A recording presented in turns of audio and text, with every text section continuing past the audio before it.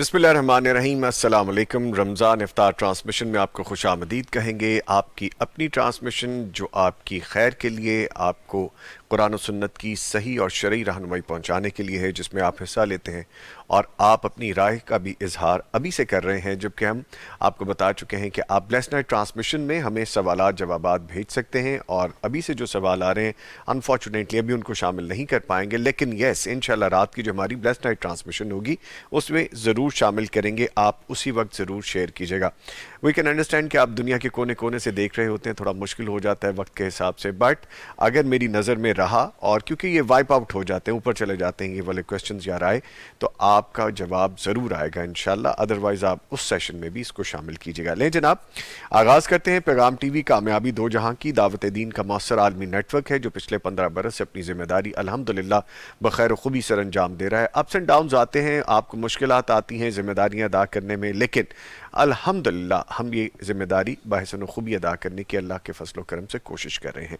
करोड़ों लोगों तक ये दीन इलाही का पैगाम पहुंच रहा है, और हमें अच्छा लगता है जब आप हमें लिंक भेजते हैं। हमारे जो ऑफिशियल पेजेस हैं, हमारे जो ग्रुप्स हैं, जो ऐसे व्हाट्सएप के जो हमारे ग्रुप हैं, उनमें आप आ जाते हैं, उस नंबर पे आप हमें अपनी राय से आगाह करते हैं, या यूट्यूब पे हमें लिख के भेजते हैं, हमारी ऑफिशियल साइट्स पे लिख के भेजते हैं। अच्छा लगता है, और लगता है कि अल्हम्दुलिल्लाह जिस मिशन पे पैगाम टीवी कार फरमा है, और हम उसमें कहीं ना कहीं कामयाब नज़र आते हैं। ये एक फ़िगर जो करोड़ों का मैं आपको बताया करता हूँ, ये एक ऐसा फ़िगर है जो सिर्फ आपको बताने के लिए है, बात इससे कहीं आगे है, क्योंकि हम 24/7 अपनी ट्रांसमिशन लेके चल रहे होते हैं, अपनी नशियात लेके चल रहे होते हैं। सो बहुत सी ऐसी चीज़ें होती हैं कि जो दुनिया के कोने कोने तक पहुँच रही होती हैं। हमारी नशियात में जैसा ये रमज़ान ट्रांसमिशन है, हज की ट्रांसमिशन है, दूसरी ट्रांसमिशंस भी हम करते हैं अल्हम्दुलिल्लाह। इसके साथ ख़वातीन व हज़रात के प्रोग्राम्स होते हैं, हालात हाज़रा के प्रोग्राम्स होते हैं, ख्वाबों की ताबीर के हवाले से हम प्रोग्राम करते हैं, जादू जन्नात के हवाले से, या हम आपके सवालात के जवाबात देते हैं। दुनिया में क्या हैपनिंग्स हो रही हैं लेटेस्ट, उससे भी आपको बाखबर रखते हैं। कुरान की तफसीर तराजुम के हवाले से, हदीस के हवाले से हम प्रोग्राम आप तक लेके आते हैं, जिससे आप फ़ायदा उठाते हैं। हज़ारों लोग ऐसे हैं जिन्होंने अपनी ज़िंदगी को अल्हम्दुलिल्लाह मायूसों से निकाल के नॉर्मल ज़िंदगी गुजारनी शुरू कर दी है। हमारा जो ऐसा प्रोग्राम है जो सवालात जवाबात के हवाले से है, जिसको हम रात को भी मुफ्तियान कराम के साथ आपके सामने लेके आते हैं, जिसमें सैकड़ों लोग कॉल करते हैं और फिर अपने मसाइल का हल भी जान लेते हैं, और इसके साथ साथ ज़िंदगियों की तरफ कामयाबी से वापस लौट आते हैं। घर के मसाइल हों, समाजी माशरती मसाइल हों, बच्चों के हवाले से हों, दीन के हवाले से हों, सबके जवाबात दिए जाते हैं। ये दावत दीन का काम है, हम सब का मुश्तरका फरीज़ा है कि हम इसको आगे लेके बढ़ें, हम इस पैगाम को दुनिया के कोने कोने तक पहुँचाएँ। हमारा कोई एक सेगमेंट, एक क्लिप, एक वीडियो कभी कभी कहीं भी शेयर हो, तो जहाँ पे भी वो शेयर होगा और अगर किसी ने उससे खैर पा ली, अपनी इस्लाह कर ली, तो आप और मैं कामयाब हैं, पैगाम टीवी कामयाब है। सो आपको पता है कि नबवी बशारत पर पाने का बेहतरीन तरीका है कि अल्लाह ताला कहते हैं कि उस शख्स का चेहरा तरो ताज़ा रहे, जो एज़ इट इज़ उसी तरह से जो कहा गया है, जो कुरान ने बताया, जो नबी मुकरम सल्लल्लाहु अलैहि वसल्लम की सुन्नत है, वो आप तक पहुंचा दे, आगे पहुंचा दे। सो अपने चेहरों को तरोताज़ा कर लीजिए, अपने अमाल को साफ़ कर लीजिए, अपने आप को उन खुशबख्तों में शामिल कर लीजिए जो कि दीन के काम में अपनी मेहनत, अपना हिस्सा कहीं ना कहीं डाल रहे हैं। तो आप कैसे कर सकते हैं? आप हमें ताउन कर सकते हैं, अपनी ज़कात अतियात भेज सकते हैं, आप माली इमदाद के साथ साथ जो मॉरल आपकी मदद हो सकती है वो भी शामिल कर सकते हैं। हम अपनी सर्विसेज दे रहे हैं, आप अपनी सर्विसेज दे सकते हैं। सो अपने अतियात के लिए पैगाम टीवी से ताउन कर लीजिए और इस खैर के काम में, उन खुशबख्तों में शामिल हो जाइए। पैगाम क्लब के मेंबर बनने के लिए या पैगाम से ताउन करने के लिए नंबर अभी आपके सामने आएगा, इस पर आप रब्ता कर सकते हैं। 042-111-700-000, यानी 042-111-700 और 000। इस पर डायल कीजिए, हमसे बात कीजिए, मुझसे लाइव बात कर लीजिए। हमारी टीम जो इस वक्त इस सारे सेशन को लेके चल रही है, ट्रांसमिशन को लेके चल रही है, आप उनमें से किसी से बात कर सकते हैं। आप पैगाम क्लब के मेंबर बन सकते हैं। आप एक सेगमेंट, आप एक प्रोग्राम, आप एक नशियात या कोई भी हिस्सा आप ताउन करना चाहते हैं, आप ताउन कर सकते हैं। आज का फिगर पैगाम क्लब मेंबर्स का 822 है, 822 है, और इस फिगर को हमने आगे लेके जाना है। और इसी अज़म के साथ हम अपनी नशियात का आगाज़ करते हैं। आपको बताएं कि तलावत कुरान करीम से आगाज़ करते हैं। करने का काम आज जो होगा, जिस पर हमने गुफ्तगू करनी होगी, जो सीखा भुला ना देना। है ना कैसी बात کہ ہم نے پورے رمضان المبارک میں آج جس رمضان المبارک تک پہنچ گئے ہیں، جو ہمیں اللہ تعالیٰ کا حکم ہے، جو ہمارے فرائض تھے، جو ہماری ذمہ داریاں تھیں، جو سنت رسول ہے، اس پہ کتنے کاربند رہے ہیں اور اپنی زندگی کو پہلے سے بہتر کرنے کی کوشش کی ہے، قرآن سے جڑنے کی، قرآن سے دوستی کرنے کی کوشش کی ہے، نمازوں کے اوقات بہتر کرنے کی کوشش کی ہے، اپنے اندر کوئی ایسی کمیاں تھی، کوئی اندر کی علائشیں تھی، وہ نکالنے کی کوشش کی ہے۔ اگر ہمارا بیٹر ورژن، بہتر صورت ہماری سامنے آئی ہے اس سال پچھلے سالوں کی بنسبت، تو اس کو ہم نے ریٹین کرنا ہے، ہم نے اس کو بھولنا نہیں ہے۔ جس طرح کل ہم نے پروگرام میں کہا تھا کہ قرآن کریم کے ساتھ دوستی رکھیں، اور یہ نہ ہو رمضان کے بعد ہم قرآن کریم کو پھر اس طرح طاق میں رکھ کے پھر کبھی کبھی کھولا کریں۔ یہ بہت بڑا کوسچن مارک ہے ہماری زندگیوں میں، ہم اس کو بھولیں نہ۔ قرآن کریم کی تلاوت بے شک تھوڑی کریں، اپنی استطاعت کے مطابق کریں، لیکن کریں ضرور، اللہ تعالیٰ سے رجوع کرتے رہیں۔ ایسی بہت سی چیزوں پہ ہم نے آج کی سیٹنگ میں بات کرنی ہے، اور آپ کو آج کی کتاب کے حوالے سے بھی بتائیں گے۔ اس سے پہلے کہ میں معزز مہمانوں کا بتاؤں، آپ کو بتاتے ہیں کہ ہمارے ساتھ آج سپانسر تعاون کرنے والے کون کون شامل ہیں۔ تو جان لیجئے، صوفی گروپ آف انڈسٹریز، انہوں نے تعاون کیا ہے ہمارے ساتھ۔ سلوا banaspati and cooking oil, ruby foam بنانے والے سی سے واٹر، دارالسلام انٹرنیشنل جن کے خوبصورت کتاب کا اضافہ ہم روزانہ کرتے ہیں مسلم لائبریری میں، ضیاء فیملی فوڈ پروڈکٹس اور حسین حبیب پرائیویٹ لمیٹڈ کے تعاون سے یہ نشریات آپ تک پہنچائی جا رہی ہیں۔ معزز مہمانوں میں ہمارے ساتھ آج کون کون موجود ہیں دیکھتے ہیں۔ فاضل قرات سباشرہ قاری عبد المنان ساندوی صاحب ہمارے ساتھ موجود ہیں۔ قاری صاحب السلام علیکم، خیریت سے ہیں آپ؟ ماشاءاللہ ماشاءاللہ۔ اور ان کے ساتھ موجود ہیں لیکچرر انٹرنیشنل اسلامک یونیورسٹی اسلام آباد، چیئرمین قاسم فاؤنڈیشن اسلام آباد، ہمارے ساتھ موجود ہیں ڈاکٹر محمد قاسم صاحب، ان کو بھی خوش آمدید کہیں گے۔ ڈاکٹر صاحب السلام علیکم۔ وعلیکم السلام ورحمۃ اللہ۔ خیریت سے آپ؟ جی ماشاءاللہ الحمدللہ بالکل رمضان اچھے گزرے؟ جی الحمدللہ بالکل، اللہ تعالیٰ کی توفیق سے۔ اس دفعہ کی ملاقات تھوڑی تاخیر کی ہے، لیکن بہرحال ملاقات تو ہے۔ جی الحمدللہ الحمدللہ ٹھیک ہے۔ اور ہمارے ساتھ جانا پہچانا نام، نامور اسلامک اسکالر، معروف صحافی ہیں، ممبر اسلامی نظریاتی کونسل ہیں۔ آج طبیعت تھوڑی ناساز ہے، ان کے لیے ہم دعا گو بھی ہیں کہ اللہ تعالیٰ ان کو مکمل اور جلد صحتیاب کر دیں۔ ڈاکٹر رانا شفیق خان پسروی صاحب، ڈاکٹر صاحب السلام علیکم۔ وعلیکم السلام ورحمۃ اللہ۔ خیریت سے ہیں سر؟ ماشاءاللہ اللہ کا شکر ہے، اللہ تعالیٰ آپ کو زندگی صحت دے جی، آمین۔ ہم بہت سی گفتگو کرنے والے ہیں، بہت ساری چیزیں سیکھنے والے ہیں، بہت ساری باتیں آپ کو شیئر کرنے والے ہیں، لیکن اس سے پہلے قاری عبد المنان صاحب سے گزارش ہے تلاوت قرآن کریم سے آغاز کیجیے۔ اعوذ باللہ من الشیطان الرجیم،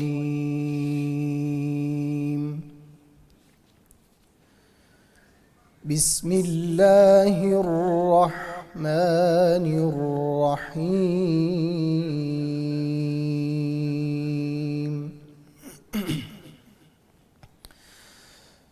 أفمن شرح الله صدره للإسلام فهو على نور من ربه فويل للقاسية قلوبهم من ذكر الله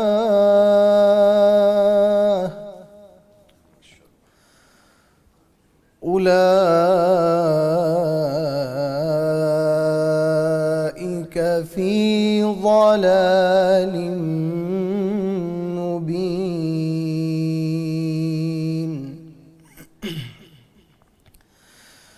الله نزل أحسن الحديث كتابا متشابها مثاني تقشعر منه جلود الذين يخشون ربهم ثم تلين جلودهم وقلوبهم إلى ذكر الله ذلك هدى الله يهدي يهدي به من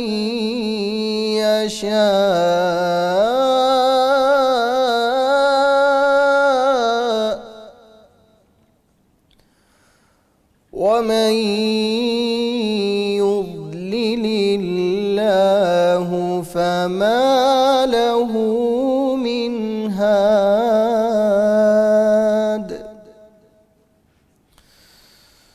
أفمن يتقي بوجهه سوء العذاب يوم القيامة وقيل للظالمين ذوقوا ما كنتم تكسبون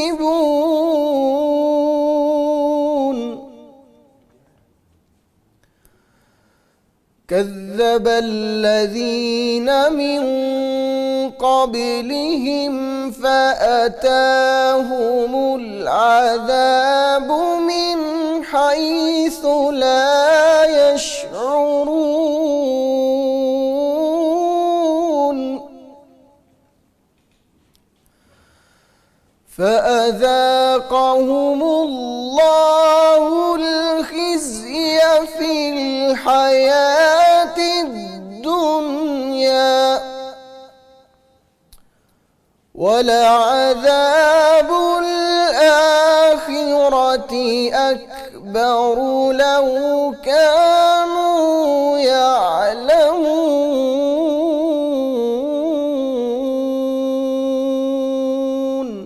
صدق الله العظيم ماشاء اللہ سبحان اللہ جزاک اللہ قاری صاحب اللہ تعالیٰ آپ کو جزائے خیر عطا فرمائے بہت خوب ڈاکٹر صاحب طبیعت کی ناسازی تو ہے لیکن انشاءاللہ جلد ٹھیک ہو جائیں گے آپ انشاءاللہ گفتگو ہماری ہے جو سیکھا بھلا نہ دینا تو بحیثیت قوم ہم رمضان کے حقیقی مقاصد کو اپنانے میں کہاں غلطی کر دیتے ہیں بسم اللہ الرحمن الرحیم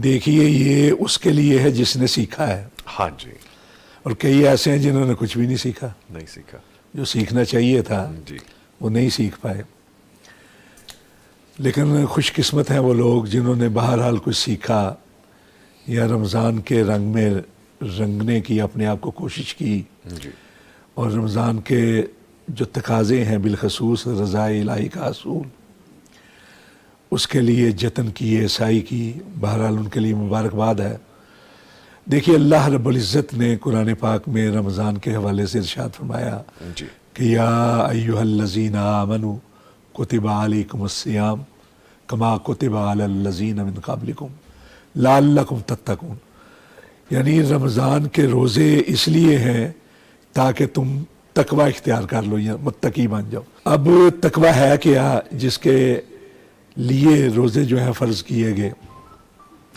تقوی کا عموماً معنی کیا جاتا ہے خوف ڈر بچنا بچانا پرہیز احتیاط کرنا یعنی تقوی اصطلاحاً دل کی وہ کیفیت ہے کہ اس کیفیت کو کہا جاتا ہے کہ جس سے اللہ کے خوف کے باعث اللہ کے احکامات کی تعمیل کی جائے جی اور اس کے منع کردہ کاموں سے رکا جائے انسان اپنی زندگی کو ایسا بنا لے کہ اس کی ساری زندگی اللہ کی تعلیمات پر عمل کرنے میں اور اس کی ممنوعات سے رکنے میں بسر ہو جائے اس کو تقوی کہا جاتا ہے جی حضرت علی رضی اللہ تعالیٰ عنہ کا ایک قول ہے آپ نے ارشاد فرمایا کہ تقوی کیا ہے ہی الخوف من الجلیل والعمل بالتنزیل والقناعت بالقلیل والاستعداد لیوم الرحیل کہ خوف اپنے رب سے رب جلیل سے جی ڈرتے رہنا اور اللہ کی جو مقدس کتاب ہے جو احکامات ہیں جی جو نازل ہوئے ہیں ان کے مطابق عمل کرنا اور جو تھوڑا ہے میسر اس کے اوپر قناعت کرنا قناعت کرنا اور آنے والے دن کے لیے اپنے آپ کو تیار کرنا، اس کو تقویٰ کہا جاتا ہے۔ اسی طرح حضرت ابو ہریرہ رضی اللہ تعالیٰ عنہ سے کسی نے پوچھا کہ تقویٰ کیا ہے، جی تو انہوں نے اس سوال کرنے والے سے پوچھا کیا تو کبھی ایسے راستے سے گزرا ہے جس کے دونوں طرف کانٹے دار جھاڑیاں ہوں؟ اس نے کہا جی ہاں بارہا گزرا ہوں۔ کہا پھر کس طرح گزرتا ہے؟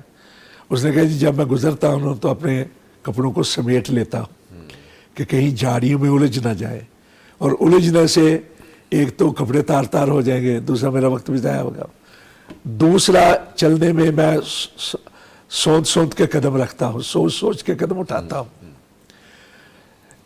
ایک تو یہ کہ میرے پاؤں میں کہیں کانٹے نہ چبھ جائیں، کانٹوں سے بھی بچتا ہوں، اپنی راہ پہ بھی لگا رہتا ہوں۔ فرمایا یہی تو تقویٰ ہے کہ انسان زندگی گزارے تو یہ سمجھتے ہوئے کہ کہیں دنیاوی علیشوں کی جو جھاڑیاں ہیں ان کے کانٹوں میں الجھ کر نہ رہ جائے۔ الجھ کے نہ رہ جائے۔ جو اللہ نے اسے زندگی دی ہے وہ زندگی کہیں اسی الجھاؤ کے اندر صرف نہ ہو جائے، وہ اپنی منزل کی طرف چلتا رہے لیکن بچ بچا کر چلتا رہے۔ تو اللہ رب العزت نے روزے ہمیں اس لیے دیے تھے تاکہ ہم تقویٰ اختیار کریں، اور تقویٰ اسلام کے بعد ایمان، اور ایمان کے اندر پختگی کا نام تقویٰ ہے، جی ہمیشگی کا نام تقویٰ ہے۔ دیکھیے رمضان کے اندر خوش نصیب ہیں وہ لوگ جنہوں نے روزے کے تقاضوں کو پورا کیا۔ یہ میں اس لیے اس پہ زیادہ زور دے رہا ہوں کہ وہ بھی تو لوگ ہیں جنہوں نے محض بھوک پیاس کو اختیار کیا اور روزے کے تقاضے کی طرف توجہ نہیں دی، نہیں دے۔ جبکہ اللہ کے رسول صلی اللہ علیہ وسلم نے ارشاد فرمایا کہ من لم یدع قول الزور والعمل به فلیس للہ فی ان یدع طعامہ وشرابہ، کہ جو آدمی بری بات نہیں چھوڑتا، زور عموماً ترجمہ کرتے ہیں جھوٹ نہیں چھوڑتا، جھوٹی بات کو قول الزور، لیکن زور ہر اس قول کو کہا جاتا ہے، قول الزور ہر اس قول کو کہا جاتا ہے جو اللہ کے ہاں ناپسندیدہ ہے، جی وہ جھوٹ ہو، وہ گالی گلوچ ہو، وہ تان تشنیع ہو، وہ سب و شتم ہو۔ فرمایا جو قول زور نہیں چھوڑتا، قول زور پر عمل نہیں چھوڑتا، اس کی بھوک اور پیاس کی اللہ کو ضرورت نہیں۔ ضرورت نہیں۔ اسی طرح ایک اور حدیث میں آپ نے ارشاد فرمایا کہ اگر کوئی تم میں سے روزہ رکھے تو اس کو چاہیے ولا یرفس ولا یسخب، کہ نہ وہ گالی گلوچ کرے، نہ وہ کسی کو برا بھلا کہے، نہ وہ شور شرابہ کرے، جی اور اگر ایسے میں کوئی آدمی اس کو برا بھلا کہتا ہے یا اس کے ساتھ لڑنا چاہتا ہے تو فوراً کہہ دے بھائی نہیں میں روزے سے ہوں۔ میں روزے سے ہوں۔ تو روزہ تقاضا کرتا ہے کہ انسان انفرادی طور پر اپنے اندرون اور بیرون کو سنوارے اور نکھارے، لیکن جو اجتماعیت سے فوائد حاصل ہوتے ہیں ان کو بھی ہاتھ سے جانے نہ دیں۔ اچھا بحث بڑی اگر بات کریں گے تو ہوتی رہے گی۔ ٹھیک ہے ٹھیک ہے دیکھیے انفرادی اصلاح کے ساتھ ساتھ جی اجتماعی اصلاح کی بھی ضرورت ہے۔ ٹھیک ہے اکثر ہم نے یہ تو کیا کہ خود اپنے آپ کو سنوارنے کی کوشش کی، ٹھیک ہے روزے کے تقاضے بھی پورے کیے، لیکن اجتماعی طور پر جو ہونا چاہیے تھا وہ نہیں ہو پایا۔ مثلا رمضان کے مہینے میں کساد بازاری ہو جاتی ہے، چیزوں کی قیمتیں بڑھ جاتی بڑھ ہیں، جاتی ہیں۔ جعلی چیزیں جو ہیں وہ عام ہو جاتی ہیں، لوٹ کسوٹ شروع ہو جاتی ہے، یعنی ذخیرہ دوزی بھی شروع ہو جاتی ہے، مال کے اوپر جو ہے نا قیمتیں جعلی قیمتیں بھی لگا دی جاتی ہے، جعلی مال و اسباب بھی بازار کے اندر آ سر جاتا میں ہے۔ سوری آپ کو یہاں پہ روک رہا ہوں معذرت کے ساتھ، یہ بات میں نے ڈیٹیل میں آپ سے ڈسکس کرنی ہے، یہ بھی ہمارا ایک رویہ ہے، میں اس لیے تھوڑی دیر کے لیے روک رہا ہوں، مجھے پتا ہے کہ گلے کی خرابی کی وجہ سے کوئی نہیں، اللہ گلا تعالیٰ خراب آپ ہے، کو دے۔ ٹھیک ہے طبیعت خراب ہے، نیت ٹھیک ہے۔ اللہ تعالیٰ ہم سب کی نیتیں ٹھیک رکھے جی، اور ویسے بھی جتنے بھی ہم بیٹھے ہیں یہاں پہ نیتیں ٹھیک کر کے ہی بیٹھے ہوئے ہیں الحمدللہ۔ انشاءاللہ۔ اچھا جی ڈاکٹر صاحب الحمدللہ۔ الحمدللہ ڈاکٹر صاحب دیکھیے جیسا ابھی فرما رہے تھے راہ صاحب بھی، کسی بھی اچھی عادت کو، جیسے ہم نے رمضان میں عبادات کی ہیں، قرآن کریم کو پڑھا ہے، نمازوں کے اوقات ٹھیک کیے ہیں، اپنے دل کو صاف کرنے کی کوشش کی، یعنی کہ اخلاق اور پختہ ہونے اور شخصیت کا حصہ بننے میں کتنا وقت درکار ہوتا ہے؟ یہ 30 ڈیز کا پروسیس جو اللہ تعالیٰ ہمیں زندگیوں میں جب تک زندہ ہیں ہر سال دیتے ہیں۔ دیکھیں ایسا ہے کہ کوئی بھی چیز جب آپ اس کو اختیار کر لیتے ہیں نا، اس کے آپ کے شخصیت کا مستقل حصہ بننے کا انحصار اور دار و مدار اس بات پہ ہوتا ہے کہ آپ نے جس چیز سے متاثر ہو کے وہ کام شروع کیا ہے جی وہ آپ کا اس سے متاثر ہونا کتنا شدید تھا. جی. جس کیفیت میں آپ نے آغاز کیا کہ اب میں نے یہ کام کرنا ہے، وہ کیفیت کتنی اسٹرانگ تھی، آپ کتنا پیسیو موڈ میں تھے اس وقت جب وہ میسیج آپ اپنے دل و دماغ کے اندر بٹھا رہے تھے. بعض دفعہ ایسے ہوتا ہے کہ چند لمحوں کے اندر ہی انسان کی ساری زندگی بدل جاتی ہے. مثال کے طور پہ ہم نے وہ قصہ بار بار قرآن پاک میں پڑھا ہے کہ جب حضرت موسیٰ علیہ السلام گئے فرعون کو جا کے کہا کہ مجھے نبی بنا کے بھیجا گیا، بنی اسرائیل کو بھیجو، اپنے 2 معجزات دکھائے، تو انہوں نے کہا کہ نہیں جی آپ جادوگر، ہم آپ کا مقابلہ جادوگروں سے کروائیں گے. اب سارے جادوگر انہوں نے اکٹھے کر لیے سلطنت سے بڑے بڑے، انہوں نے اپنا جادو کیا، وہ لاٹھیاں وغیرہ پھینکی، رسیاں پھینکی، وہ سانپ بننا شروع ہو گئے، ایسے نظر آنا شروع ہوئے. حضرت موسیٰ علیہ السلام نے اپنا معجزہ دکھایا تو ان کو پتہ چل گیا کہ یہ مطلب ہم غلط راستے پہ ہیں. اب وہ فرعون کیا کہتا ہے ان کو، لَأُقَطِّعَنَّ أَيْدِيَكُمْ، میں تمہارے ہاتھ کاٹ دوں گا، أَرْجُلَكُمْ تمہارے پاؤں کاٹ دوں گا، لَأُصَلِّبَنَّكُمْ میں تمہیں سولی پہ چڑھا دوں گا. تم نے کیوں اس پہ ایمان لیا، میری اجازت کے بغیر ہی تم نے اسلام قبول کر لیا ہے، حضرت موسیٰ کی دعوت کو قبول کر لیا. وہ آگے سے کیا کہتے ہیں، لا ضیر، کوئی پرابلم نہیں ہمیں، اِنَّا إِلَىٰ رَبِّنَا مُنْقَلِبُونَ، ہم نے اپنے رب کی طرف چلے جانا. اب صبر کیجئے کہ ان کا ایمان چند لمحوں کا ہے، ابھی چند لمحے ہوئے ہیں ان کو حضرت موسیٰ علیہ السلام پہ ایمان لائے ہوئے، لیکن وہ میسیج جو انہوں نے ادھر سے اخذ کیا وہ اتنا اسٹرانگ تھا اور وہ کیفیت اتنی اسٹرانگ تھی کہ ان کے چند لمحوں میں ہی وہ اس کیفیت میں پہنچ گئے کہ وہ اپنی جان دینے کے لیے تیار ہو گئے. تو اصل میں یہ چیز بڑی امپورٹنٹ ہوتی ہے کہ آپ کس کیفیت میں اس عادت کو تبدیل کرتے ہیں یا کوئی اپنے اندر چینجنگ لے کے آ رہے ہوتے ہیں. آپ نے اکثر دیکھا ہوگا ہمارے معاشرے میں ہم لوگوں کو دیکھتے ہیں کہ جی وہ نماز نہیں پڑھتا تھا شخص، اب وہ فلاں کے جنازے پہ گیا، اس کے والد کا جنازہ تھا، والدہ کا جنازہ تھا، تو اس کے بعد اس نے کبھی نماز نہیں چھوڑی. تو وہ اس کیفیت میں جب ہوتا ہے نا، وہ کیفیت جب اس پہ اثر انداز ہوتی ہے، اس کیفیت میں جب وہ عہد کر لیتا ہے کہ اب میں نے نماز نہیں چھوڑنی، تو وہ پھر اس کی زندگی کا مستقل حصہ بن جاتی ہے. تو آپ کتنی اسٹرانگلی میسیج ریسیو کر رہے ہیں، یہ میسیج دینے والے پہ بھی بعض دفعہ ڈیپینڈ کر رہا ہوتا ہے، آپ کی اپنی کیفیت پہ بھی ڈیپینڈ کر رہا ہوتا ہے. بعض دفعہ ہم کہتے ہیں نا جی فلاں بندہ ہے جب اس کی بات دل پہ اتر جاتی ہے، تو وہ اصل میں ایک کیفیت ہوتی ہے نا کہ وہ اس طریقے سے بات کو پریزنٹ کرتے ہیں کہ ہم اس کو جب پیسیولی اپنے اندر ابزارب کرتے ہیں تو وہ ہمارے جلدی ہی ہماری زندگی کا حصہ بن جاتی ہے. تو کوئی ہارڈ اینڈ فاسٹ رول نہیں بتا سکتے جی اتنی دیر میں ہو سکتی ہے. ہاں البتہ اس کو کنٹینیو کرنے کے لیے انوائرمنٹ کا ٹھیک رہنا بڑا ضروری ہوتا ہے. اگر آپ اس کے بعد نیکی کے ماحول میں رہیں گے تو وہ کنٹینیو کر پائیں گے. ٹھیک ہے. اچھا ڈاکٹر صاحب یہ آپ نے بات بڑی خوبصورت کی، ہم کہتے ہیں کبھی کبھی کیفیت ایسی بنتی ہے. اچھا اللہ تعالیٰ نے 30 ڈیز دیے، ہے بھی روحانی کیفیت، ہمارا طرز زندگی، بولنا اٹھنا سب کچھ ایک اور پیرائے میں چلا جاتا ہے. تو یہ روحانی فکری اخلاقی تربیت کے لیے کافی ہے 30 ڈیز، یا ہر بار جب تک زندہ رہیں 30 ڈیز آتے رہتے، ریوائول ہوتا رہتا ہے؟ آپ کیا سمجھتے ہیں اس بارے میں؟ دیکھیں جو اللہ تعالیٰ کا نظام ہے اب اس سے بہتر تو کوئی نہیں ہو سکتا. 1 سال کے لیے 30 ڈیز کافی ہیں، اس لیے اللہ تعالیٰ نے یہ 30 ڈیز رکھے ہیں. ہمیں اس لیے ناکافی لگتے ہیں کیونکہ ہم ان کو اس طرح گزارتے نہیں ہیں جس طرح رانا صاحب بھی فرما رہے تھے کہ ہم اگر ان کو اس طریقے سے گزاریں جس طرح اللہ کے رسول صلی اللہ علیہ وسلم ہمیں ہدایات دیتے ہیں تو پھر تو وہ ہمارے لیے کافی ہو جائیں گے.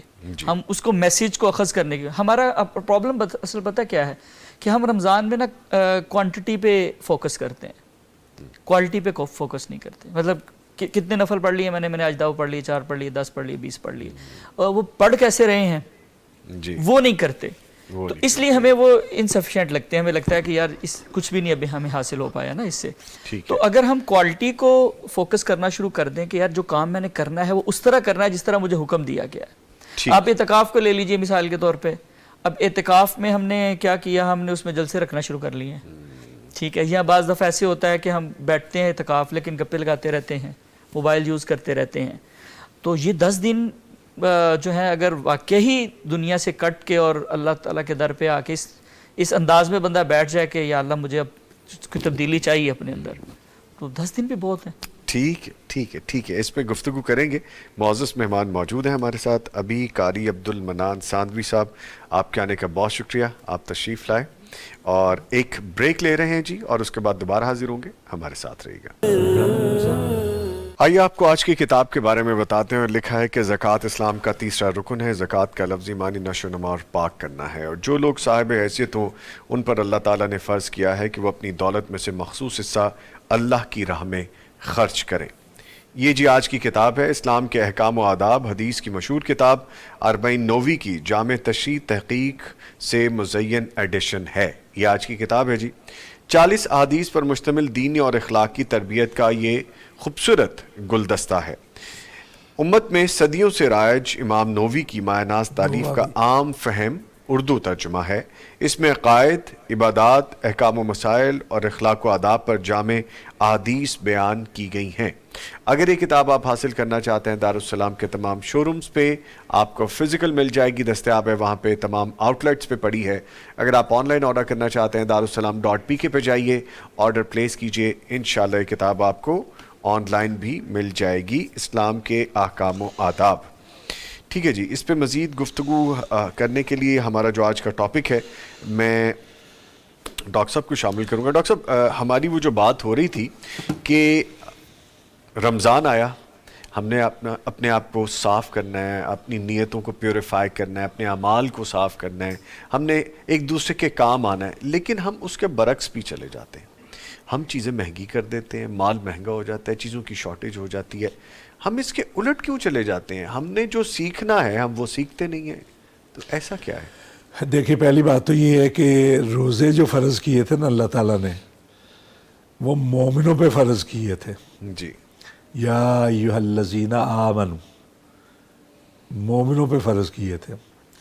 تو اگر ہم روزے رکھتے ہیں تو پھر ہمیں یہ الزام ہے نا کہ ہم مومن ہیں، تو ایمان کے جو تقاضے ہیں ان کو بھی ہم سمجھیں گے تو پھر سمجھیں گے تو دوسری بات یہ ہے، جی آپ نے ڈاکٹر صاحب سے بھی سوال کیا تھا جی کہ کیا یہ وقفہ کافی ہے؟ ہاں جی 11 مہینے کے بعد 1 مہینہ جو ہے یہ اوور ہالنگ ہے نا، گاڑی اپنا جتنی چلتی ہے اوور ہالنگ میں اتنا ٹائم تو نہیں لگتا۔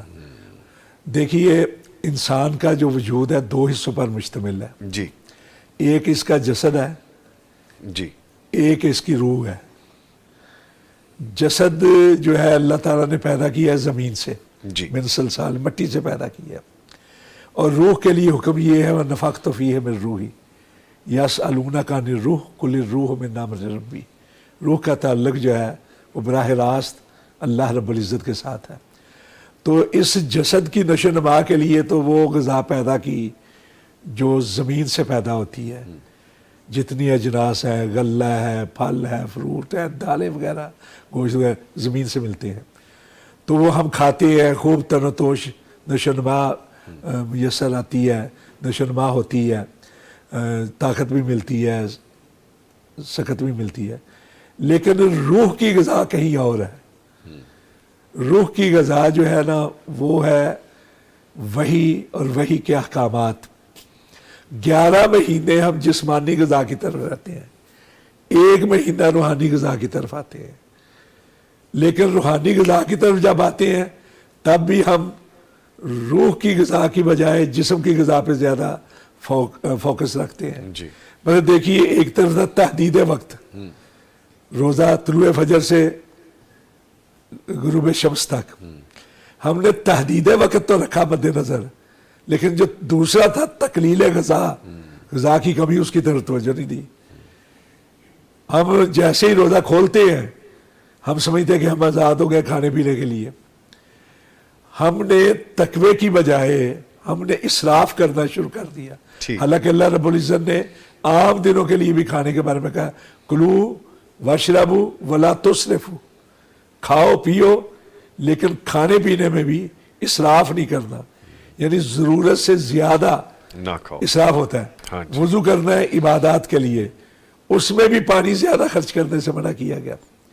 لیکن ہم یہاں کیا کرتے ہیں، ہم افطار پارٹیوں کے نام پر انتہائی فضول خرچی کرتے ہیں، ریاکاری سے کام لیتے ہیں، دکھلاوا کرتے ہیں، اور تمام وہ حدیں کراس کر لیتے ہیں جو طب کے نقطہ نظر سے بھی، اخلاقیات کے نقطہ نظر سے بھی، روحانیات سے بھی، شریعت کے حوالے سے بھی غلط ہے۔ ان المبذرین کانوا اخوان الشیاطین وکان الشیطان لربہ۔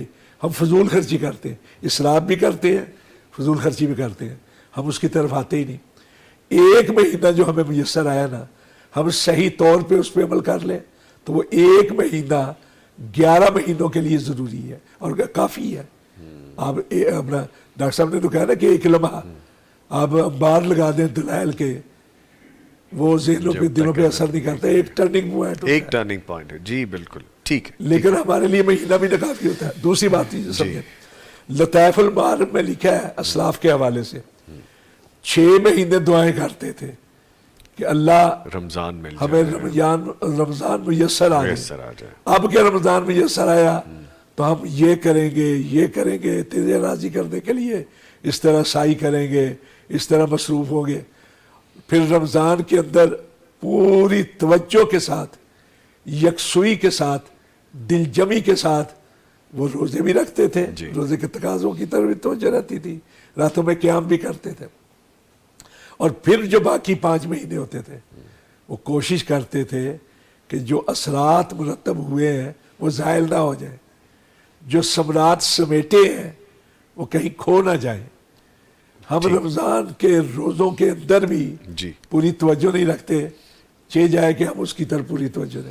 ٹھیک ہے. دیکھیں جس طرح میں نے پہلے عرض کیا تھا, پہلے جب گفتگو کی تھی اس میں نے کہا تھا کہ ہم انفرادی نیکی کی طرف تو آتے ہیں, لیکن جس سے دوسروں کا, یہ شہر المواسات ہے نا, شہر المواخات ہے, دوسروں کے احساس کا خبرگیری کا. کوشش تو یہ تھی, یہ ہونی چاہیے تھی کہ ہم پیاسے ہیں تو پیاسوں کی پیاس کا خیال رکھیں, بھوکے ہیں تو بھوکوں کی بھوک کا خیال رکھیں. لیکن ہم نے اجتماعی زندگی اجیرن کر دی. پوری دنیا کے اندر جب ان کے ہالی ڈیز آتے ہیں تو وہ کمیاں کر دیتے ہیں قیمتوں کے اندر, وہ سیل لگا دیتے ہیں. انڈیا کے اندر ہندو رمضان کے مہینے میں مسلمانوں کا احساس کرتے ہوئے قیمتیں کم کر دیتے ہیں, سیل لگا دیتے ہیں. ہمارے یہاں حاجی صاحب کی دکان, مدینہ جنرل سٹور, مکہ جنرل سٹور, ان کے اوپر کیا چیزوں کی قیمتیں نہیں بڑھ جاتی, ہائی رائز ہو جاتی ہیں. کیا اس کے اندر وہ کام نہیں اختیار کیا جاتا کہ جو اللہ اور اس کے رسول کے احکامات کے سراسر خلاف ہوتا ہے؟ منافی ہے اس کے. بالکل. ہم مہنگائی بڑھا دیتے ہیں, کساد بازاری کی انتہا ہو جاتی ہے, چیزیں 2 نمبر آنا شروع ہو جاتی ہیں. ابھی پچھلے دنوں آپ انگلینڈ بھی گئے تو آپ نے دیکھا ہوگا نا سر, بلکہ ان دنوں رمضان نہیں تھے عموماً نا ڈاکٹر صاحب, ایسے ہی ہوتے ہیں کہ جب آپ جاتے ہیں کسی ایسے ملک میں بھی, نان مسلم کنٹری میں, وہاں پہ باقاعدہ ہمارے سٹالز لگے ہوتے ہیں, اینڈ کٹ پرائس لکھے ہوتے ہیں, پیکیجز لکھے ہوتے ہیں, اور اس میں باقاعدہ ڈسکاؤنٹ مل رہا ہوتا ہے. جبکہ ہمارے یہاں پہ ہم ریڈی پہ لیمو لینے بھی کھڑے ہو جائیں تو عام روٹین میں اگر وہ لیمو ہمیں ملتا ہے 200 کا تو وہ 1000 تک کو چھو رہا ہوتا ہے. اصل میں اس میں دونوں باتیں ہیں, جیسے رانا صاحب نے اشارہ کیا نا کہ ایک تو ہم بھی بعض دفعہ استعمال میں اسراف کی طرف چلے جاتے ہیں, جو اس کے ٹیکنیکل جو وجوہات ہیں. دوسرا ایک بڑا پرابلم ہمارا یہ ہے کہ ہم نے نا ہمارا عبادت کا کانسیپٹ بڑا محدود سا ہے. ہم سمجھتے ہیں کہ عبادت صرف وہی ہے جو مسجد میں جا کے ہم کرتے ہیں نا, نماز پڑھ لی, روزہ رکھ لیا. لوگوں کے ساتھ بھلائی کرنا یا لوگوں کو فیسیلیٹیٹ کرنا, یہ والا جو عبادت کا ایک پہلو ہے نا, اس کو ہم بہت کم اپنی زندگی میں لانے کی کوشش کرتے ہیں, یا اس کو ہم عبادت نارملی سمجھتے ہی نہیں ہیں. تو اس وجہ سے ہمیں لگ رہا ہوتا ہے کہ ہم تو بہت اچھا کام کر رہے ہیں. میں دکان بند کر کے جاتا ہوں, پھر میں تراویح پڑھتا ہوں پوری, تو میرا تو رمضان بہت اچھا گزر رہا ہے. تو میں اپنی دکان پہ بیٹھ کے کیا کر رہا ہوں, اس کو ہم نے عبادت سمجھا نہیں ہے. اگر ہم اس کو بھی نیکی سمجھ کے کریں نا, اور سمجھیں کہ یہ بھی کوئی دین کا حصہ ہے, جو ہم جو بھی کرتے ہیں اس کی بھی ہمیں باز پرس ہوگی, یہ بھی عبادت ہے, تو پھر شاید ہمارا رویہ اور ایٹیچیوڈ جو ہے وہ ڈیفرنٹ ہو. تو ہمیں عبادت کا اپنا تصور جو ہے نا اس کو اس طرح بنانے کی ضرورت ہے. آپ کی بات کو میں تھوڑا آگے لے کے چلتا ہوں. آپ نے بڑی خوبصورت بات کی کہ ہم صرف عبادت وہ سمجھتے ہیں کہ ہم جو مسجد میں جا کے کر رہے ہیں, جو اپنی ایک انفرادی جو ہم حیثیت میں. عبادت وہ بھی ہے کہ آپ اپنے کسی بھائی کے کام آتے ہیں, کسی کی خیر کے لیے آپ چلتے ہیں, کسی کی خیر کا سوچتے بھی ہیں, جیسے ابھی آپ فرما رہے ہیں. اگر ہم یہ کرنا شروع کر دیں ڈاکٹر صاحب, تو ہمارے معاشرے میں اتنی اچھی چیزیں ہو جائیں گی. ایک اللہ تعالیٰ برکت ڈالنا شروع کر دیتے ہیں, جیسے ہم رشتوں میں برکت پڑنی شروع ہو جاتی ہے, میل جول میں برکت. رانا صاحب کچھ کہنے لگے ہیں, مجھے لگ رہا ہے. میں یہ عرض کر رہا تھا جس طرح ڈاکٹر صاحب نے, میں سیکنڈ کرنے لگا. جی. آپ تو کہہ رہے ہیں دوسروں کا احساس. ہاں جی. دیکھیے ہم نے صرف حقوق اللہ کو عبادت سمجھا, دین سمجھ لیا. حقوق العباد کو ہم نے دین سمجھا ہی نہیں. جی وہ بھی دین میں شامل ہے, وہ شامل ہے. نہیں, قرآن پاک کا مطالعہ کریں. ہاں جی, اس میں سب سے زیادہ احکامات جو ہیں وہ حقوق العباد کے حوالے سے ہیں. اللہ رب العزت اپنے حقوق معاف کرنا چاہے گا تو کر دے گا. یہ بات ذرا سمجھیں. جی یعنی اپنے حقوق اللہ چاہے گا تو معاف کر دے گا, توحید کے علاوہ. لیکن بندوں کے حقوق جب تک ان کا ازالہ نہیں نہ ہوگا معاف نہ ہوگا. حدیث کے الفاظ ہیں, سونے نبی صلی اللہ علیہ وسلم نے نا صحابہ کرام سے پوچھا اتدرون مل مفلس، جی تم جانتے مفلس کون ہے؟ انہوں نے کہا من لا درہم لہ ولا دینار لہ. عمومی معنی انہوں نے کیا کہ مفلس وہ ہوتا ہے جس کے پاس درہم و دینار نہ، جس کی جیب خالی ہو، جیب خالی، پیسہ نہ ہو. ہم نے بولا نہیں، مفلس وہ نہیں ہے. مفلس وہ ہے جو قیامت کے روز آئے گا، اس کے پاس ذخیرہ ہوگا، ایک ڈھیر ہوگا نیکیوں کا. بڑی عبادت اس نے کی تھی، تہجد بھی پڑھتا تھا، شب زندہ دار بھی تھا، بڑا خرچ بھی کیا کرتا تھا، ایک ڈھیر ہوگا، ایک ذخیرہ ہوگا. لیکن ایسے میں ایک شخص آئے گا آ کر کہے گا اللہ اس نے مجھے تکلیف دی تھی، اس نے میرا حق مارا تھا، یا کہے گا اس نے مجھ کو گالی دی تھی، جی یا مجھ پر ظلم کیا تھا. سونے نبی صلی اللہ علیہ وسلم نے فرمایا کہ اس کے اوپر جو وہاں تو اب دینے کے لیے کچھ نہیں ہے نا، کیا ہوگا بدلہ، کیا ہوگا کہ اس کی نیکیاں اس کو دے دی جائے گی، اس کی نیکیوں میں سے نیکی نہیں. اگر تو اس کی نیکیاں دینے کے بعد بھی ازالہ ہو گیا، بدلہ ہو گیا تو ٹھیک، ورنہ یہ بھی ہوگا کہ ساری کی ساری یہ نیکیاں ختم ہو جائیں گی، اس کے پاس ازالہ نہیں ہوا تو اب جو مظلوم ہے اس کے کھاتے سے گناہ نکال کے اس کو دے دیے جائیں گے. دے دیے جائیں گے. جب آیا تو ڈھیر تھا، ذخیرہ تھا نیکیوں کا، اب جا رہا تو پہلے کچھ بھی نہیں. فرمایا یہ مفلس ہے، یہ مفلس ہے. ٹھیک ہے ٹھیک ہے. اچھا رانا صاحب، ابھی جیسے ہم بات کر رہے ہیں کوکل بات کی، تو احساس رمضان میں جاگتا تو ہے، چلے کسی بھی طرح سے ہم خیال کرتے ہیں، لیکن جیسے ہی ہم عید کا چاند دیکھتے ہیں یہ مان پڑ جاتا ہے. یہ میں نے ٹرم یوز کی ہے، یہ نہیں کہ چاند دیکھتے ساتھ ہی سب شیطان بن گئے، یہ نہیں، لیکن اس کے بعد ماند پڑ جاتا ہے. ہم تھوڑا بہت جو کر رہے ہوتے ہیں ہم بھول جاتے ہیں، ہم نے جو پریکٹس کی ہے، ہم نے جو کوشش کی ہے. ایسا کیوں ہوتا ہے؟ ایک تو بنیادی بات وہی ہے کہ ہم نے رمضان کے اندر اپنے معنی، اپنے اختیار کردہ معنی کے مطابق رمضان کو گزارا ہوتا ہے، اپنی سمجھ اپنی سمجھ کے مطابق ہم نے اپنا گزارا ہوتا ہے. ٹھیک ہے. دوسرا یہ کہ جیسے عید آتی ہے، عید کے اوپر ہم اپنی حدوں سے باہر نکل جاتے ہیں، فضول خرچی کے لیے بھی، نمائش کے لیے بھی، ریاکاری کے لیے بھی. ہم جو کپڑے سلواتے ہیں جی وہ مقابلے میں سلواتے ہیں، ہم جو خرچ کرتے ہیں. دوسرا یہ ہے کہ جو رسوم ہوتی ہیں ہمارے معاشرے کی، جی ان کی وجہ سے بھی ایمان بڑھ جاتا ہے. جو ہماری دوستیاں ہوتی ہیں، محفلیں ہوتی ہیں، مجلسیں ہوتی ہیں، ان کے بھی اثرات ہم پر نمایاں ہونا شروع ہو جاتے ہیں. جو اثرات ہیں وہ ختم ہونا شروع ہو جاتے ہیں. یہ ساری چیزیں جو ہاں اگر وہی ماحول وہ ہم اختیار کیے رکھیں، اگرچہ رمضان کی وہ کیفیات نہیں رہتی، وہ اپنا جو رمضان کے سائے ہوتے ہیں وہ ختم ہو چکے ہوتے ہیں، لیکن ہم اگر مسجد کے ساتھ جڑے رہیں، دینی مجالس کے اندر ہم جاتے رہیں، ہم اگر مسجد کے اندر جا کر تکبیر تحریمہ کے ساتھ شام نماز ادا کرتے رہیں، ہم اگر اب دیکھیں نا مسجدوں کا جو ماحول ہے وہ بھی تو وہ نہیں رہا، نماز کے جو کیفیات ہیں وہ ختم ہو گئی ہیں. ہم علماء کی مجلسوں میں بیٹھنا شروع کرتے ہیں، ہم نیکی کے راستوں کو اختیار کرتے ہیں، نیکی کے ساتھ راغب رہیں، قرآن پاک کا مطالعہ جاری رکھیں.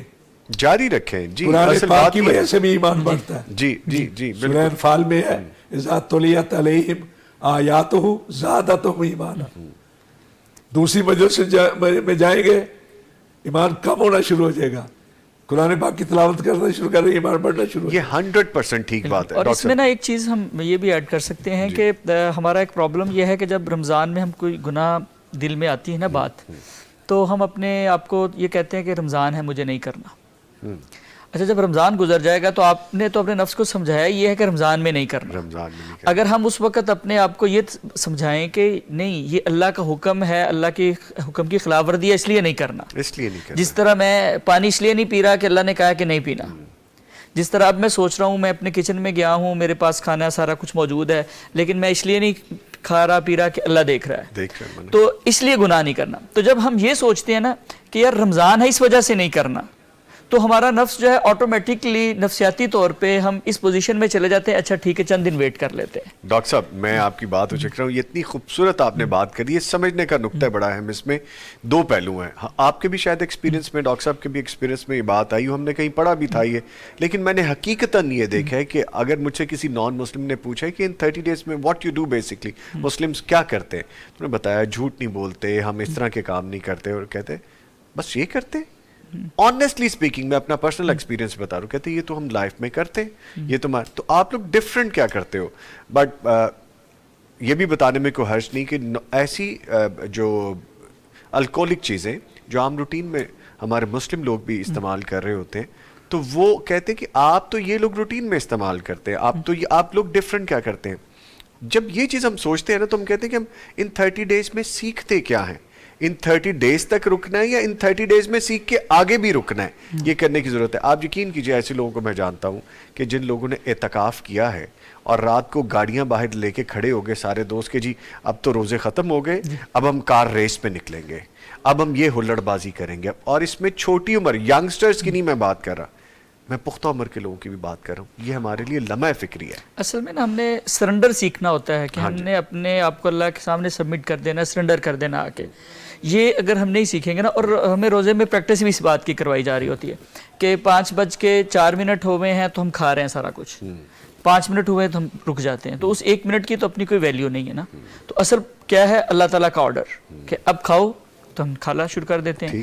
اب رک جاؤ, رکنا شروع ہو جاتے ہیں. اچھا یہ تمہارے لیے 11 مہینے جائز ہے, اب کر سکتے ہو, لیکن اب نہیں کرنا, تو نہیں کر رہے. تو یہ سرنڈر کرنے کی اور اللہ کے سامنے اپنے آپ کو بالکل سبمٹ کر دینے کی ایک پریکٹس جو ہمیں کروائی جا رہی ہے نا, اس کو اگر ہم اپنی زندگی کا حصہ بنا لیں تو پھر ہماری رمضان کے بعد کی زندگی بھی انشاءاللہ بہتر ہو جائے گی. لیکن ہم شعوری روزہ نہیں رکھتے. ہمارا پرابلم یہ ہے ہم شعور کا روزہ نہیں رکھتے, کہ سوچتے نہیں ہے کہ روزے کے دوران میں کیوں بھوکا ہوں, یار میں پیاس کیوں برداشت کر رہا ہوں, بھوکا رہنا ہے, کیوں بھوکا ہوں, اللہ کی خاطر ہوں نا, اس کو خوش کرنے کے لیے ہوں. اس نے کہا ہے یہ اگر سوچیں نا بھوک کے دوران, پیاس کے دوران, ہم کیا کرتے ہیں بھوک لگتی ہے تو سو جاتے ہیں, لوڈو کھیلنا شروع کر دیتے ہیں کہ ٹائم گزر جائے, روزہ سے گزارا جاتا ہے. ہاں گزارا جاتا ہے, حالانکہ اس کو تو ہم نے سمجھنا تھا نا کہ میں کیوں ایسا کیوں کر رہا ہوں. جبکہ گزارنا نہیں چاہیے, اپنے پہ اتارنا چاہیے. اگر وہ ہم شعور کے ساتھ سمجھتے نا کہ اچھا میں کیوں بھوک پیاس برداشت کر رہا ہوں, اچھا اللہ نے کہا ہے, تو اللہ تعالیٰ تو کہتے ہیں کہ رمضان کے بعد بھی یہ نہیں کرنا, تو پھر ہمارے اندر ایک مستقل چینج اور ایک پرماننٹ کوئی یہ بات آپ نے کی ڈاکٹر صاحب کہ یہ مستقل نہیں کرنا. جو میں 11 مہینے, ابھی ڈاکٹر صاحب نے بھی بات کی 11 مہینے جو میں بھولا ہوتا ہوں, یہ اس کا ریوائول کورس ہوتا ہے. کہ اللہ تعالیٰ کو بھی پتہ ہے بائی ڈیفالٹ یہ بندہ میرا یہاں خامی کرے گا, تو اس کو دوبارہ سے ریوائول انسان ہے نسیان سے بھول جانا نا, تو وہ جب ریوائول آتا ہے تو ہم دوبارہ اس طرف پلٹ آئیں. ڈاکٹر صاحب جی میں یہ عرض کر رہا تھا, ڈاکٹر صاحب نے بالکل بجا فرمایا. دیکھیے کہ ایک دفعہ نا سفر کر رہے تھے ہم, تو اس میں نا ایک دوست بیٹھے ہوئے نا کہ روزے کے فوائد شمار بیان کر رہے تھے. کہنے لگے جی اس کا فائدہ یہ ہے کہ ہم اپنا جب کھانا کم کر دیتے ہیں تو اس کی وجہ سے جسم کے اندر جو امراض ہیں یہ ہو جاتا ہے, جس طرح عمومی طور پہ کہا جاتا ہے. جی پر نا ایک بابا جی بیٹھے ہوئے تھے, وہ اٹھ کے کہنے لگے بیٹا ہم ان فوائد کی وجہ سے روزہ نہیں رکھتے, ہم اللہ کے حکم کی وجہ سے روزہ رکھتے ہیں. تقوی کا مطلب یہ ہے کہ اللہ کے خوف اور اللہ کی رضا کے لیے ہم برے کاموں سے رک جائیں اور اچھائی کی طرف راغب ہو جائیں. یہی ہے. روزے میں ہم انفرادی خود احتسابی کی کیفیت میں آ جاتے ہیں, اور آنا چاہیے. مثلا اکیلے بیٹھے ہوئے بھی ہم یہ سوچتے ہیں کہ ہم نے نہیں کھانا, ہم نے نہیں پینا, حالانکہ کوئی دیکھ تو نہیں رہا ہوتا. یہ جو کیفیت ہے, اس کیفیت کو ہم رمضان کے علاوہ کیوں نہیں اپنے اوپر طاری کرتے ہیں. رمضان کے مہینے میں روزہ رکھتے ہوئے ہم حلال چیزوں کو اپنے اوپر حرام کر لیتے ہیں. تو جو پہلے ہی حرام ہے ان کو تو اپنے اوپر حلال نہیں کر سکتے. جھوٹ بولنا, جھوٹی گواہی دینا, کسی کا حق قسم کرنا, مطلب آپ کھانا پینا تو چھوڑ دیتے ہیں, دوسروں کا حق کھانا جو ہے وہ نہیں چھوڑتے. دوسروں کا مال نجائز طریقے سے کھانا نہیں چھوڑتے, جھوٹ بولنا نہیں چھوڑتے. میں نے ایک آدمی کو دیکھا ہے جی, میں اس کے ساتھ سفر کر رہا ہوں, اکثر سفر کرتا ہوں رات کی تنہائیوں میں بھی. اچھا. اب آئے ہیں نا کیمرے تو اب لگے ہیں جی جی جی لیکن ہوتا یہ تھا جیسے ہی ریڈ لائٹ جلتی تھی نا جی وہ رک جاتا تھا پوری سڑک سنسان ہو وہ نہیں جاتا تھا اچھا کہتا تھا یہی تو اپنا ہمیں سکھلایا ہے رمضان نے کہ اکیلے بھی ہو تب بھی خیال رکھنا ہے کہ حکم کی خلاف ورزی نہ ہو جائے نہ ہو جائے حکم ٹوٹے نہ نہ ٹوٹے تو اگر ہم نے اس چیز کو اپنایا نہیں عام زندگی میں بھی تو پھر فائدہ کیا یعنی سڑک خالی ہے رات کی تنہائی ٹریفک کوئی نہیں ہے لیکن اس نے لائٹ دیکھی ہے ریڈ ہو گئی ہے رک گیا سبز ہوئی ہے تو چلا ہے ورنہ لوگ اس چیز کا خیال ہی نہیں کرتے انسان ہونا اور چیز ہے مسلمان ہونا اس کے اوپر کی چیز ہے حیوان سے اوپر انسان کے اوپر مسلمان ہے انسانیت کے اندر احساس ہوتا ہے دوسروں کا جی لیکن مسلمانی کے اندر ایثار ہوتا ہے ٹھیک ٹھیک اگر ہم نے یہ شہر المواخات بھی ہم کہتے ہیں رمضان جی کو شہر المواخات بھی کہتے ہیں یعنی احساس کا مہینہ ہے بھائی چارے کا مہینہ ہے تو ہم نے سیکھا کیا ہے اگر ہم دوسروں کا احساس نہیں کیا رسول اکرم صلی اللہ علیہ وسلم نے عام زندگی میں بھی تزکیے اور تصفیے کا حکم دیا بلکہ سورہ جمعہ میں تو آپ کی بعثت کا مقصد ہی یہ بتایا گیا کہ والذی بعث فی الامیین رسولا منہم یتلو علیہم آیاتہ ویزکیہم ویعلمہم الکتاب والحکمہ کہ آپ آئے ان پڑھوں کے اندر جاہلوں کے اندر مبعوث ہوئے ان کو قرآن پاک کی آیات کی تلاوت بھی کرتے تھے ان کا تزکیہ بھی کرتے تھے تربیت بھی کرتے پھر تعلیم دیتے تھے پہلے تربیت پھر تعلیم ہمارے ہاں نہ تعلیم ہے نہ تزکیہ ہے جو تعلیم ہے وہ تو صرف انفارمیشن ہے ٹھیک ہے یہ تعلیم والی جو بات وہ تو صرف مشین بنانے والی چیز ہے ہاں جی یا وہ آپ نے ڈگری لینی ہے جاب کرنی ہے اچھا اس میں نا ایک چھوٹی سی بات میں یہ بھی عرض کروں گا کہ جیسے رانا صاحب کہہ رہے تھے کہ ہم نے لوگوں کا احساس بھی سیکھنا ہے رمضان کا ایک مقصد ہے اس میں ایک اور تھوڑا سا پرابلم یہ آتا ہے کہ جب ہمیں یہ کہا جاتا ہے نا یہ ہم اپنے طور پہ کوشش کرتے ہیں کہ یار ہم نے نا لوگوں کا خیال کرنا سیکھنا ہے لوگوں سے اچھا سلوک شروع کر دینا ہے لوگوں کو ٹیز کرنا بند کر دینا ہے تو عموماً اس سے مراد دور کے لوگ ہوتے ہیں جو ہمارے قریبی ہوتے ہیں نا ہمارے گھر میں رہنے والے وہ پھر بھی محروم رہ جاتے ہیں اب دیکھیں کتنے گھروں میں ایسا ہوتا ہے کہ رمضان گزرنے کے بعد بہو اور ساس کا تعلق نسبتاً بہتر ہو جائے یا رمضان گزرنے کے بعد خاوند اور بیوی ایک دوسرے کی رسپیکٹ زیادہ کرنا شروع کر دیں ایک دوسرے کے حقوق کا زیادہ یعنی جب ہم حقوق العباد کے بارے میں سوچتے ہیں نا تو اس کو بھی ہم شروع کرتے ہیں بہت دور سے گھر سے باہر ہی شروع کر گھر سے باہر ہی شروع کر دیں یعنی جو قریبیوں کا بار بار قرآن کہتا ہے نا کہ قریبیوں کے ساتھ احسان کرو ان کے ساتھ پہلا حق ان کا ہے تو وہ جو گھر میں رہ رہے ہیں وہ تو سب سے زیادہ قریبی ہیں رمضان کے بعد کی بات کیا ہے رمضان میں نہیں کرتے رمضان میں نہیں کرتے اب جو ہماری خواتین بیچاری اپنی نیند توڑ کے یعنی جگراتا کر کے ہمارے لیے سحری کا انتظام کرتی ہیں کبھی ہم نے ان کا شکریہ ادا کیا ہے دیکھیں میں ویسے کرتا ہوں چھوٹی موٹی اچھا کھانے میں تھوڑا سا مسئلہ ہو جائے نا ادھر لڑائی شروع ہو جائے گی اچھا یہ چیز نمک زیادہ ہو جائے تو بڑی اچھی بات سوئے رہتی ہیں گھر کی خواتین خود بھی روزہ رکھیں گی سحری بھی کروائیں گی افطار بھی کروائیں گی گھر میں پھر جو گیٹ ٹوگیدرز ہو رہی ہوں وہ بھی کروائیں گی اور again that is for granted آپ اس میں کہیں گے یہ تو اس نے کرنا ہی تھا ہم کیا اس چیز کا احساس کرتے یہ بات بالکل ٹھیک ہے اسی طرح گھر والوں کے سب سے پہلے آپ پلیز میں یہ عرض کر رہا تھا کہ دیکھیں جو سب سے قریب رہنے والے ہیں نا آپ کے بھائی ہیں آپ کی بہنیں ہیں پھر آپ کی ساس ہے آپ کی بہو ہے اور اسی طرح آپ کی بیوی ہے آپ کا خاوند ہے ان سے زیادہ وہ زیادہ حقدار ہوتے ہیں کیونکہ سب سے زیادہ قریبی وہ ہوتے ہیں تو ان کو اگنور کر کے اگر ہم باہر حقوق العباد پہ ڈھونڈتے رہیں کہ میں نے اب لوگوں کے ساتھ رویہ اچھا کرنا ہے تو وہ نا جن سے روٹین میں واسطہ رہتا ہے نا وہ بیچارے اگنور ہو جاتے ہیں ایون ہمارے اپنے ساتھ کام کرنے والے لوگ کولیگز جو ہوتے ہیں وہ چونکہ روٹین میں ہم ان کو مل رہے ہوتے ہیں تو ہم ان کو حقوق العباد کے دائرے سے ویسے نکال دیتے ہیں جو سب آرڈیننس ہوتے ہیں جو ہمارے ملازمین ہوتے ہیں ان کو بھی ہم نے حقوق العباد کے دائرے سے تقریباً باہر نکالا ہم اس کو پے کرتے ہیں تو وہ نہیں ہے تو اصل جو بات سمجھنے والی ہے کہ وہ یہ ہے کہ مکمل ادخلوا فی السلم کافہ ہے نا کہ مکمل زندگی جو ہے نا وہ اس کے مطابق اگر کرنے کی ڈاکٹر صاحب جو آپ کہہ رہے ہیں نا امپرووڈ ورژن آپ کا ہونا چاہیے ہر سال بہتر ہو آپ اسلام نے جو طریقہ سکھلایا نا وہ یہی ہے کہ قریب سے شروع کریں آپ، اللہ کرم جی اللہ کرم جی ٹھیک ہے ٹھیک ہے. ڈرانا بھی قریب سے شروع کریں. وانذر عشیرتک عشیرتک الاقربین کہ قریبیوں کو، رشتہ داروں کو زیادہ.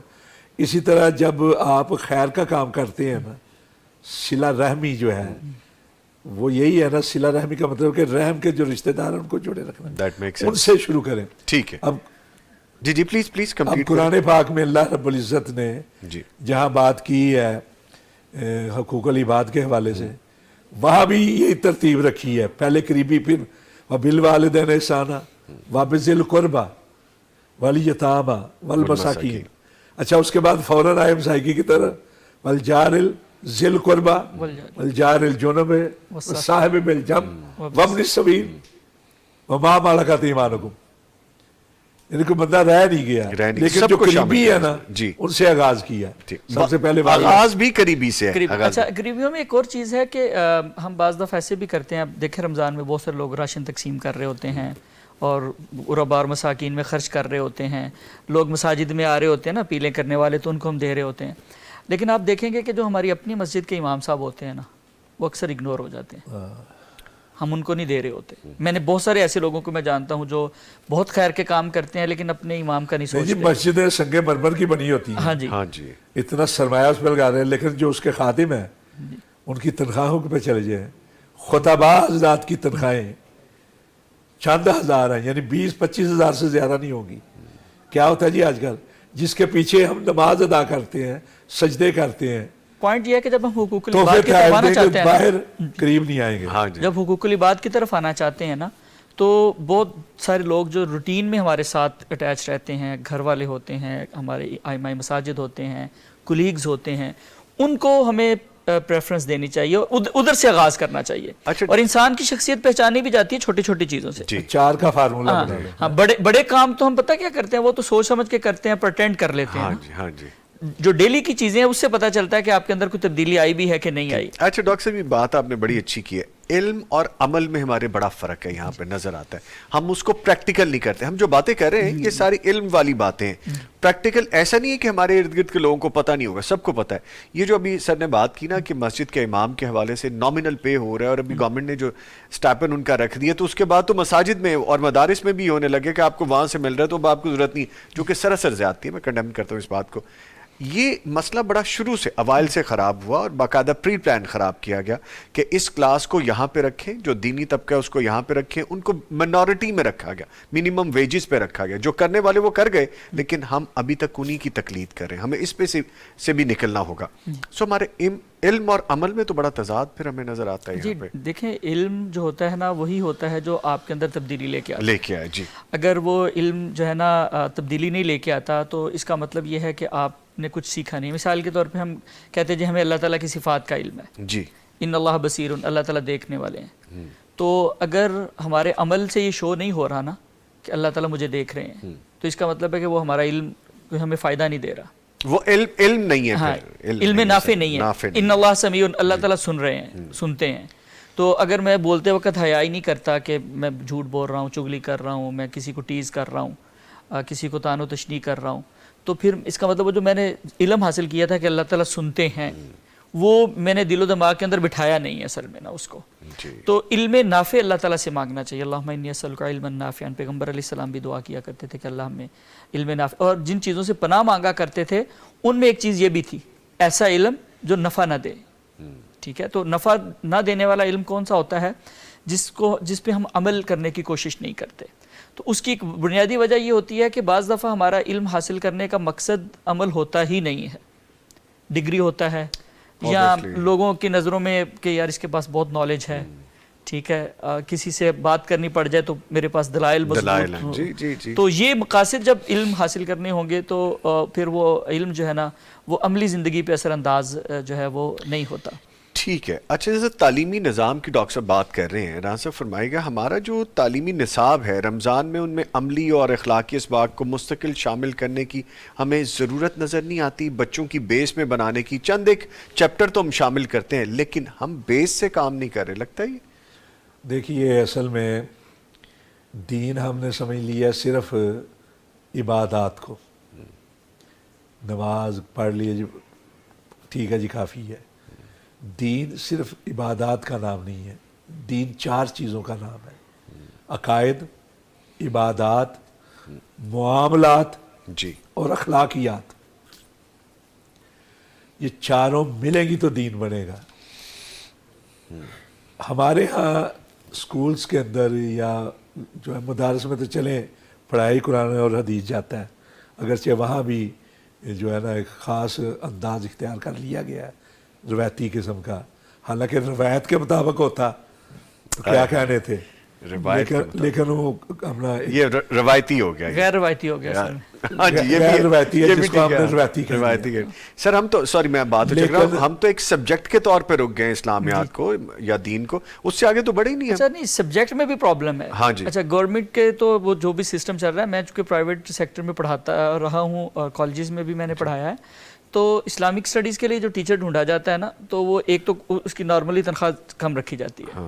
اچھا دوسرا وہ ایسا ڈھونڈے جو اردو بھی پڑھا دے، اردو والے سے اسلامیات پڑھا لی، پاک اسٹڈی والے سے کہا یار تم اسلامیات پڑھا دو، تو یعنی اسپیشلائزڈ پرسن ہم وہاں پہ بھی نہیں لے کے آ رہے جو تھوڑا بہت ایک ایجوکیٹڈ پرسن. اچھا میں یہ عرض کر رہا تھا، سوری میں بات کاٹ رہا ہوں آپ کی، میں نے اس سبجیکٹ پہ لازمی بات کرنی ہے لیکن موقع بڑا زبردست ہے. ٹیچر بھی ہم ایک جوائن کر چکے ہیں، انہیں بھی شامل کرتے ہیں سعودی عربیہ سے آل دا وے.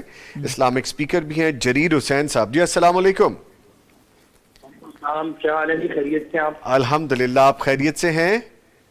الحمدللہ ماشاءاللہ رمضان مل رہا ہے آپ کو پھر سعودی عربیہ میں، برکتیں سمیٹ رہے ہیں وہاں پہ.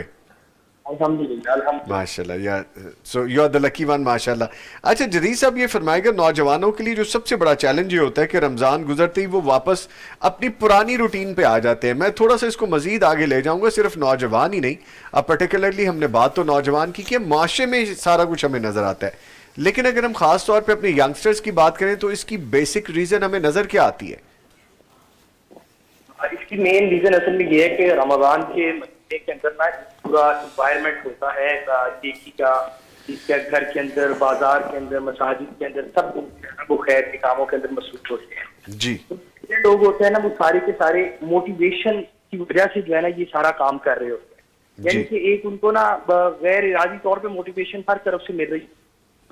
انوائرمنٹ کے اندر جو ہے نا آپ کہنے کہ رہتے چلے جاتے ہیں کہ وہ نیکیاں خیر سارا سمیٹتے رہتے ہیں جی، لیکن جو ہی رمضان گزرتا ہے تو وہ موٹیویشن تو ختم ہو جاتی ہے.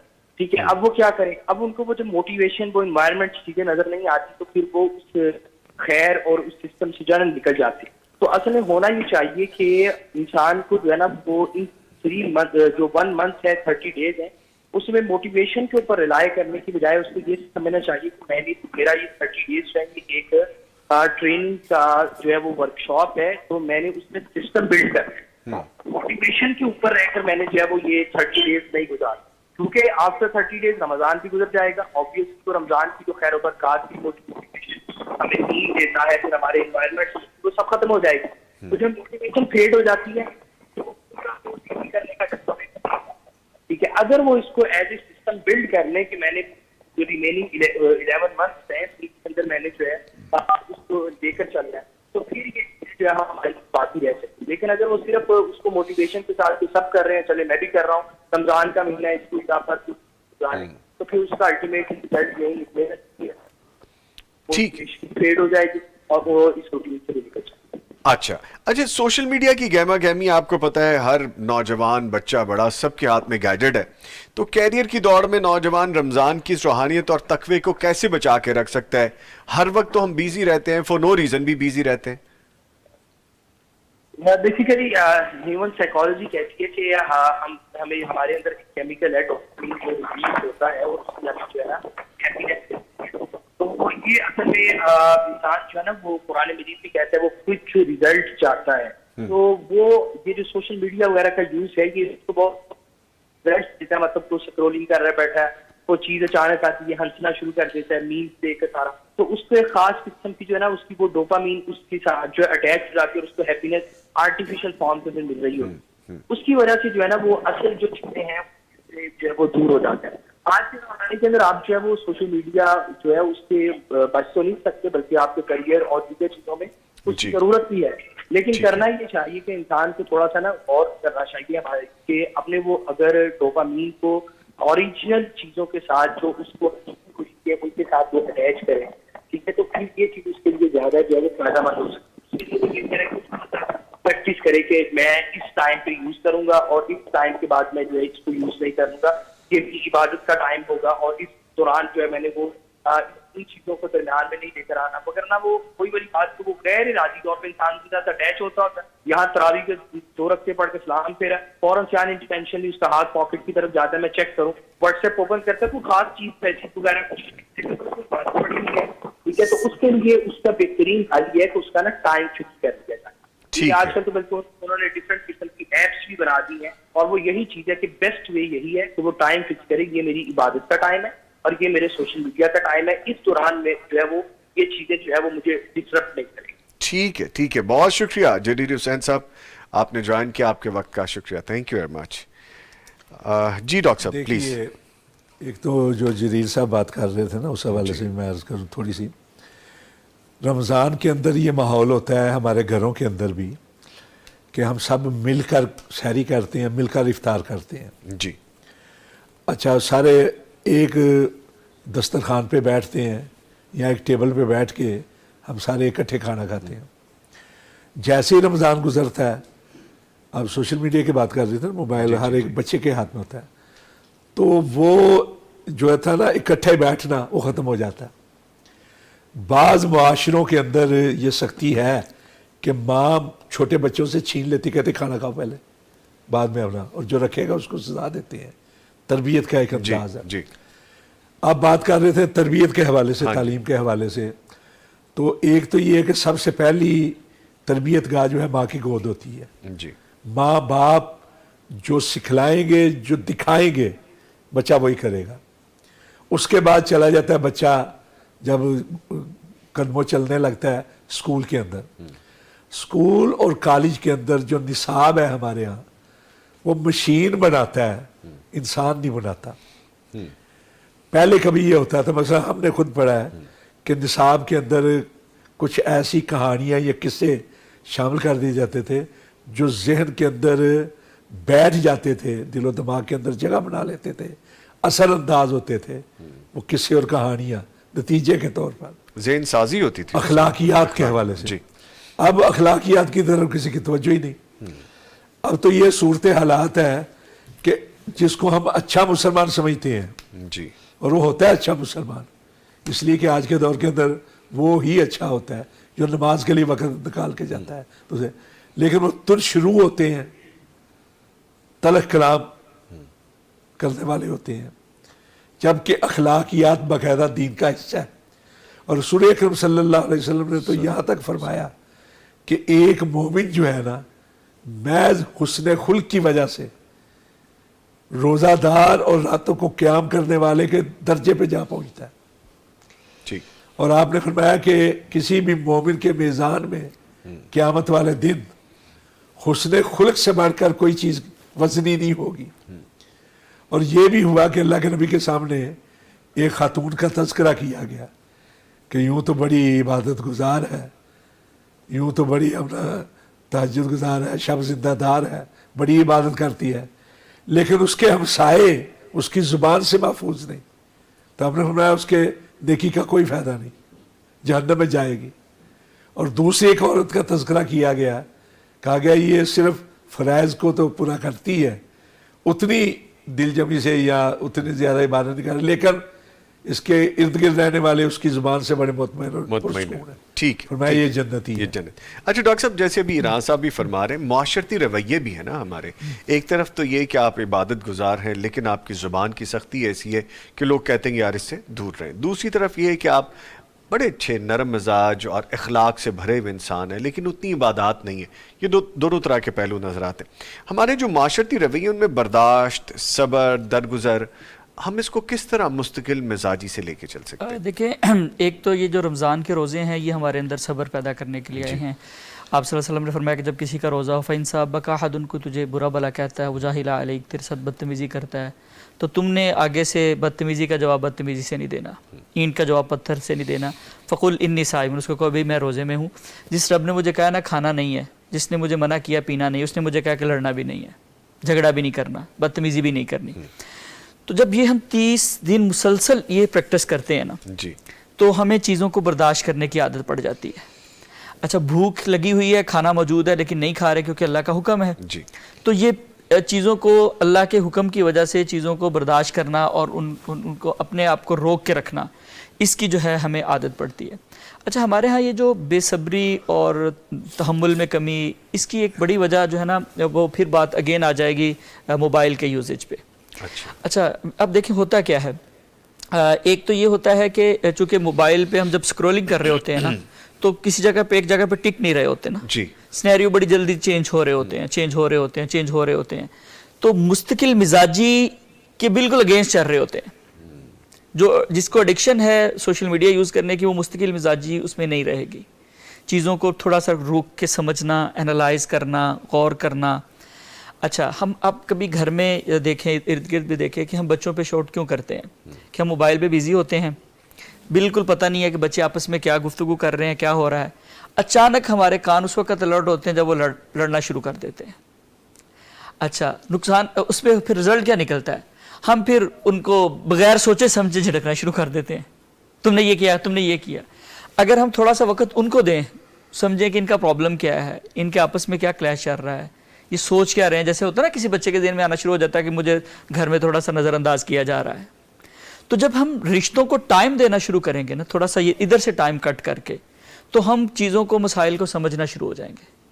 پھر کیا ہوگا کہ چیزیں جب ہم سمجھ لیں گے تو پھر ہمارے رویے میں تبدیلی آنا شروع ہو جائے گی. ایون خامد اور بیوی جو ہیں وہ اگر لیٹ نائٹ تک دونوں موبائل پہ لگے ہوئے ہیں, تو دونوں کی اپنی انڈرسٹینڈنگ میں پرابلمز آنا شروع ہو جائیں گی, دونوں جو ہے وہ اس کو نہیں کر پائیں گے. اور آخری جو تیسری اس میں ہم بڑی بات ہے, وہ یہ ہے کہ انسان اگر اس بات پہ غور کرے نا کہ میں خود چاہتا ہوں کہ مجھے میری غلطیوں کو اگنور کیا جائے, تو مجھے بھی لوگوں کی غلطیوں کو اگنور کرنا ہے. ہم کیا کر رہے ہوتے ہیں, ہم دعا کر رہے ہوتے ہیں مسجد میں بیٹھ کے, یا اللہ مجھے معاف کر دے, لیکن یا اللہ یہ جو میرا ساتھ دوست بیٹھا ہوا ہے نا, اس کو نہیں میں نے معاف کرنا.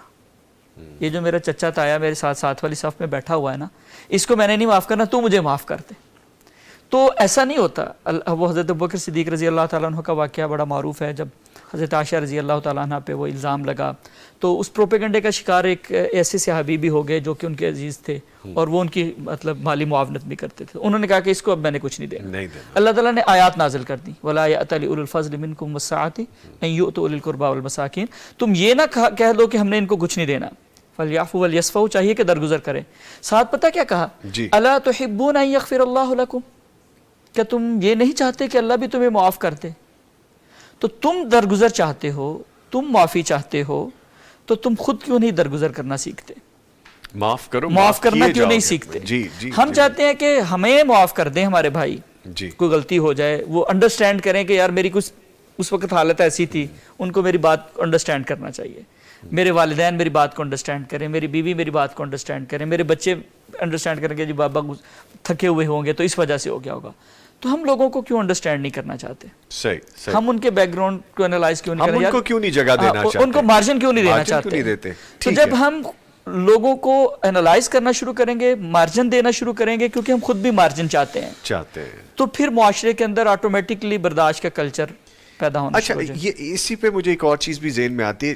ہم ابھی لاسٹ رمضان تک مساجد میں جائیں گے, پراپر طریقے سے جائیں گے, نمازیں ادا کریں گے. جیسے ہی عید کا دن آیا, عید کے دن میں ہی دیکھ لیں, چلیں اس کے آس پاس کے دنوں کو چھوڑ دیں, باقی آپ کو مساجد میں وہ گہما گہمی نہیں نظر آتی, آپ کو اس طرح سے نماز پڑھنے والے نہیں نظر آتے, قرآن کریم اس طرح بلکہ اگر جمعے والے دن عید آ گئی تو جمعہ پڑھنے بھی نہیں جائیں گے. یہ کیوں ہے؟ حالانکہ اجازت ہے, جی بالکل, لیکن یہ مطلب تو نہیں کہ مسجد میں جائیں. اصل میں جو اس کی وجہ ہے نا, جیسے ہم نے پہلے بھی یہ بات ذکر کی ہے کہ جب رمضان میں ہم عبادات کر رہے ہوتے ہیں تو ہم صرف ان کی تعداد پہ فوکس کر رہے ہوتے ہیں. ہاں جی, ان کو اس طرح نہیں کرنے کی کوشش کر رہے ہوتے کہ وہ ہماری زندگی کا حصہ بنے. مطلب قرآن پڑھ رہے ہیں نا, تو ہماری پوری توجہ اس بات پہ کہ میں نے ٹارگٹ بنایا ہے اتنے قرآن ختم کرنے ہیں, لیکن قرآن کے ساتھ تعلق نہیں ڈیولپ کر رہے ہوتے, اس کے ساتھ محبت نہیں ڈیولپ کر رہے ہوتے کہ جو بعد میں ہمارے کام آئے گی. اچھا قیام اللیل ہم کرتے ہیں تو اس میں بھی ہم رکھتے گئے ہوتے, 2 پڑھ لیں, 4 پڑھ لیں, 6 پڑھ لیں, 8 پڑھ لیں. اس لیے ہم دوستوں کو سجیسٹ کرتے ہیں کہ آپ نا کچھ رکعات قیام کی نا وہ اکیلے میں کیا کریں, تنہائی میں کیا کریں, آخری پہر میں کیا کریں, کیونکہ رمضان کے بعد یہ قاری صاحبان تو چلے جائیں گے نا, یہ تو آپ کو میسر نہیں ہوں گے. آپ کے کام وہی تعلق آنا ہے جو آپ نے وہ ڈیولپ کر لیا پرسنل، جی جی جی جو آپ نے پرسنل اپنی ذاتی عادت ڈیولپ کر لی ہے، رمضان کے بعد آپ کے کام وہی آئے گی. تو یہ چیز عبادات یعنی نماز کے حوالے سے بھی ہے، یہ قرآن کی تلاوت کے حوالے سے بھی ہے، یہ اذکار کے حوالے سے بھی ہے. تو اگر ہم رمضان کو اس طرح گزاریں، اس کی عبادات اس طرح کریں کہ یار میں نے اس کو اپنی زندگی کا مستقل حصہ بنانا ہے، جی، اور وہ بنے گی تب جب ہم اس کو کوالٹی کے ساتھ کریں گے. نماز کی جس کو چاشنی مل جاتی ہے نا، جی، جس کو نماز کی لذت ملنا شروع ہو جاتی ہے، اس سے نماز نہیں چھوٹتی پھر. بیوٹیفل. ٹھیک ہے، اس لذت والی بات پہ ہم مزید دوبارہ بھی آئیں گے. معزز مہمان ہمارے ساتھ موجود ہیں، ایک بریک لے رہے ہیں، اس کے بعد دوبارہ حاضر ہوتے ہیں. معزز مہمان ہمارے ساتھ موجود ہیں ڈاکٹر محمد قاسم صاحب اور ڈاکٹر رانا شفیع خان پسوری صاحب. گفتگو چل رہی ہے جو سیکھا بھلا نہ دینا، اور اس میں بہت ساری چیزیں ہم ڈسکس کریں کہ کوئی رمضان اب رخصت ہونے کو ہے تو ہم نے اس میں جو سیکھا ہے یا ہم نے اپنے بچوں کو کیا سکھایا ہے یا کیا سکھائیں کہ رمضان کے بعد بھی معاملات اسی طرح سے ہونے چاہیے جیسے ہم رمضان میں کرنے کی کوشش کرتے رہیں. اچھا ڈاکٹر صاحب، ایک چیز جب ہم بچوں کا ذکر کرتے ہیں تو یہ بھی فرمائے گا کہ تربیت اولاد کے لیے جو رمضان کی اس بابرکت روٹین کو ہم کس طرح کیری فارورڈ کر سکتے ہیں کہ یہ ایک رول ماڈل بھی رہے ہمارے سامنے، زندگی میں بھی شامل رہے، بچوں کی تربیت میں بھی اس کا اثر رہے اسی طرح سے. اس میں دیکھیں ایک چیز تو یہ ہے کہ جو کام ہم رمضان میں کر رہے ہوتے ہیں نا، جو ہم سمجھتے ہیں کہ بچوں کی تربیت پہ ایک بڑا پازیٹیو امپیکٹ ڈال رہے ہیں، ان کو اس اسکیل پہ تو ہم نہیں کر سکتے. رمضان کے بعد ڈیفینیٹ سی بات ہے، مصروفیات اور ساری چیزیں ہوتی ہیں، جی، لیکن کسی نہ کسی اسکیل پہ کرنا چاہیے. مثال کے طور پہ ہم بچوں کو نماز تراویح کے لیے لے کے جاتے ہیں اور اس سے بچوں کا قرآن کے ساتھ، مسجد کے ساتھ ایک تعلق ڈیولپ ہوتا ہے. تو اس طرح اگر ہم ڈیلی نہیں لے کے جا سکتے تو ایٹ لیسٹ ہمیں ویکلی کوئی ایسا پلان کرنا چاہیے. اور مساجد کے جو مینجمنٹ ہیں ان کو بھی چاہیے کہ کچھ اس طرح کے پروگرامز ترتیب دیا کریں. ہم ادھر اسلام آباد میں کبھی کبھار ایسا کرتے ہیں کہ پوری رات کے لیے جو ہے نا لوگوں کو بلا لیتے ہیں، قیام بھی ہوتا ہے اور تھوڑا بہت تربیت کے پروگرامز بھی ہوتے ہیں، گپ شپ بھی ہوتی ہے. اس کو مسجد لاک اپ کا نام دے دیا، مسجد اعتکاف کا، ون نائٹ اعتکاف کا. تو اس طرح کی ایکٹیویٹیز اگر کیری آن کی جائیں تو اس کا فائدہ یہ ہوگا کہ وہ چیزیں روٹین میں پھر رہتی ہیں. اچھا، ہم روزے رکھتے ہیں، اب دیکھتے ہیں بچے کتنے ذوق شوق کے ساتھ سحری اور افطاری میں شامل ہوتے ہیں. تو کبھی ایسا کیا جائے، زیادہ نہیں تو مہینے میں کوئی ایک آدھ دفعہ اسی ذوق شوق سے نفلی روزہ رکھ لیا جائے کہ ہم اسی طرح سحری اور افطاری کا اہتمام کریں. 2-3 دن پہلے سے ہی، جس طرح رمضان آنے سے پہلے گھروں میں شروع ہو جاتا ہے نا، رمضان آ رہا ہے، یہ کریں گے، سحری ادھر کریں گے، افطاری ادھر کریں گے، فلاں چیز ایسے رکھیں گے، فلاں ایسے رکھیں گے. تو وہ کوئی 2-3 دن کیا ایک مطلب اس میں پلان ہو، پھر روزہ رکھا جائے، اسی طرح اہتمام کے ساتھ سحری ہو، افطاری ہو، نفلی روزہ بھی کو ریوائیو کیا جائے، اس میسج کو جو ہے وہ ریوائیو کیا جائے. تو ہمارا اصل میں پرابلم یہ ہے کہ ہم نا بچوں کی تربیت پہ نا خرچ نہیں کرتے. آپ دیکھیں کہ جتنا ہمارا بجٹ صرف ہوتا ہے ہمارے بچوں کی دنیا کی تعلیم کے لیے، عصری تعلیم کے لیے، اس کا 10% بھی ان کی دینی تعلیم کے لیے ہم خرچ نہیں کرتے. کیوں؟ اب کیا ہوتا کیا ہے کہ ہم کہتے ہیں کہ جی بچے نے اسکول جانا، اس کی فیس ہے، پھر اس کی ٹیوشن کی فیس ہے، اس کی گاڑی کا خرچ ہے، ایٹسٹرا. خود بھی پک اینڈ ڈراپ دیتے ہیں، لیکن کبھی بچوں کو قرآن فہمی کی کلاس کے لیے پک اینڈ ڈراپ دی ہم نے؟ کبھی بھی نہیں دی، کیونکہ ہماری ترجیحات میں وہ شامل نہیں ہے نا کہ ہم نے ان کو تربیت بھی کرنی ہے. وہ اسکول اور کالج میں پک اینڈ ڈراپ دے دیتے ہیں ہم. اچھا، ہم ٹیوٹر ان کے لیے ہائر کرتے ہیں بچوں کے لیے، ایک ایک سبجیکٹ کا آپ کو پتہ ہے کہ وہ کتنی کاسٹ ہوتی ہے. لیکن جب ہم کہتے ہیں کہ قرآن ٹیچر ہائر کیا جائے تو ہم کیا کہتے ہیں، کوئی 2-4-5 ہزار روپے میں ایک قاری صاحب آئیں، وہ بھی پھر 5 ہزار میں آئیں گے، وہ آدھے گھنٹے میں سب کو وائنڈ اپ کر کے چلے جائیں گے. تو ہم ایسا کیوں نہیں کرتے کہ اتنی کاسٹ نہیں تو ایٹ لیسٹ 20% بجٹ رکھ لیا جائے. کوئی ایک اچھا عالم دین اس کو ریکویسٹ کریں کہ سر آپ ہمارے گھر تشریف لائیں. تو یہ کہہ دیتے ہیں جی کہ دیکھو جی عالموں کے تو پیسے لیں گے. اچھا، ہم ان کو بتائیں جناب دیکھیں آپ اپنی دیگر مصروفیات چھوڑیں، وہ ذمہ داری ہم پہ ڈالیں، ہم انشاءاللہ اس کو پورا کریں گے. آپ کائنڈلی تشریف لائیں، ہمارے بچے ہیں، ہم ساتھ 2-4 ہمسایوں کے لے آئیں گے، آپ ذرا کائنڈلی ان کو تفسیر پڑھا دیجیے. تو جتنا اچھا آپ اپنے بچوں کے لیے ٹیوٹر ڈھونڈنے کی کوشش کرتے ہیں اور جتنا اچھا اسکول ڈھونڈنے کی کوشش کرتے ہیں، اتنا ہی اگر ہم اچھے ان کے لیے علماء اور ان کو بلانا یا ان کے پاس لے کے جانا یا مسجد میں کوئی اس طرح کا اہتمام کر لینا، تو اگر ہم اپنا 20% بجٹ ایجوکیشن کا ہماری وہ 20% ان کی دینی ایجوکیشن پہ نہیں لگ رہا نا، تو اس کا مطلب ہے کہ ہماری ترجیحات بہت غلط ہیں. جو قرآن پاک میں ہمیں کہا گیا نا، قو انفسکم واہلیکم نارا، تم نے اپنے آپ کو اور اپنے گھر والوں کو جہنم سے بچانا، یہ ذمہ داری دی گئی ہے. باقی ہمیں اللہ تعالیٰ نے قرآن میں کہیں نہیں کہا کہ تم نے اپنے بچوں کے لیے گھر بنا کے جانا ہے، تم نے اپنے بچوں کے لیے، ہر بچے کے لیے پلاٹ بنا کے جانا. اچھی بات ہے، اللہ تعالیٰ توفیق دیں تو پیسے کو ضائع نہیں کرنا چاہیے، بچوں کے لیے آسانی ہو جائے گی. لیکن جس چیز کا حکم دیا گیا وہ اس پہ ہم خرچ نہیں کر رہے ہوتے جی کہ ہم نے. تو اب دیکھیں اس کا نقصان کیا ہوتا ہے. بچے زندگی میں بھی ہمیں پریشان کرتے ہیں جب وہ دین کی طرف نہیں ہوں گے، ان کے اندر تقوی نہیں ہوگا، اللہ کا ڈر نہیں ہوگا، دین کے احکامات نہیں سیکھیں گے، ان کا ہمارے ساتھ بھی تعلق اتنا اچھا نہیں ہوگا. وہ ہماری کمائی ہوئی ساری دولت کو ضائع بھی کر دیں گے، ٹینشن کا ذریعہ بھی بنیں گے. ہمارے جنازے پہ ہمارے بچے کھڑے ہوں گے تو ان کو یہ نہیں پتا ہوگا ہم نے اپنے باپ کے لیے کیا مانگنا ہے. غسل دینے کے لیے وہ ڈھونڈ رہے ہوں گے کہ مولوی صاحب آئے ہمارے باپ کو غسل دے دیں. ڈاکٹر صاحب یہ تو وفات کے بعد کی باتیں ہیں نا. دینی بچہ جس نے دینی تعلیم حاصل کی ہے، جتنی وہ خدمت کرتا ہے نا والدین کی، جی جی دوسرے لوگ نہیں کرتے. میں یہ عرض کر رہا ہوں کہ وہ لوگ روتے ہیں جو ٹینشن کا ذریعہ ہم نے بنے اچھی گے. تربیت دی ہوتی تو آج یہ نہ ہوتا. زندگی میں تکلیفیں بڑھائے گا وہ بچہ جس کو ہم نے دین کی طرف نہیں لے کے آئے. دین سے دوری خود ہی دے ہاں، دی. پھر آخرت میں اس کے جو نقصانات ہیں وہ تو ہیں ہی ہیں. تو کتنی بدقسمتی کی بات ہوگی کہ ہم جنت میں چلے جائیں اور ہماری اولاد جہنم میں سامنے. اللہ نہ قرآن پاک میں اللہ تعالیٰ کہتے ہیں نا کہ جہنمی جنتیوں سے کہیں گے کہ افیض علینا من الماء، تھوڑا سا پانی ہم پہ پھینک دو، یہاں پہ بہت گرمی ہے، بڑی تپش ہے، بہت حرارت ہے، تھوڑا سا کھانا دے دو. اللہ تعالیٰ کہیں گے نہیں، ان پہ حرام ہے. تو اگر ان میں ہمارا اپنا بیٹا ہو، ہمارے گھر والے ہوں تو عرض کرنے کا مقصد یہ ہے کہ جب تک ہم اس کو پرائورٹی نہیں بنائیں گے نا تربیت کو، اس کے لیے بجٹ مختص نہیں کریں گے. ہم بچوں کو گھمانے کے لیے، آؤٹنگ کے لیے کہاں کہاں لے جاتے ہیں، پوری دنیا گھومتے ہیں، پوری دنیا وہ جاتے ہیں، لیکن کبھی کسی اچھے پروگرام میں لے جانے کے لیے ہم نہ ٹائم نکالتے ہیں نہ پیسے خرچ کرتے ہیں. کوئی دینی پروگرام ہو رہا ہو، کوئی ایگزیبیشن ہو رہی ہو، سیرت کی ایگزیبیشن ہو سکتی ہے، بہت ہماری پرائورٹیز میں نہیں ہے. وسائل بہت ہیں، یعنی سیکھنے کے مواقع بہت ہیں ہمارے معاشرے کے اندر. آپ اپنے بچوں کو کبھی کسی مسجد میں اسپیشلی لے کے جائیں کہ آج بیٹا فلاں قاری صاحب کا قرآن سننے جانا ہم نے، اس کو اندازہ ہو کہ قرآن کوئی بڑی امپورٹنٹ چیز ہے اور خوبصورتی سے قرآن پڑھنا کتنا اچھا ہے. میں اپنے بیٹے کو ایک دفعہ ایک پروگرام بھی لے گیا اپنے ساتھ نا. مجھے انہوں نے کہا جی وہ ہمارا قرآن پاک کے حوالے سے پروگرام تھا. تو واپسی پہ میرا بیٹا مجھے کہتا ہے بابا میں نے بھی قاری بننا ہے، ماشاءاللہ مجھے بھی اس طرح قرآن پڑھنا ہے.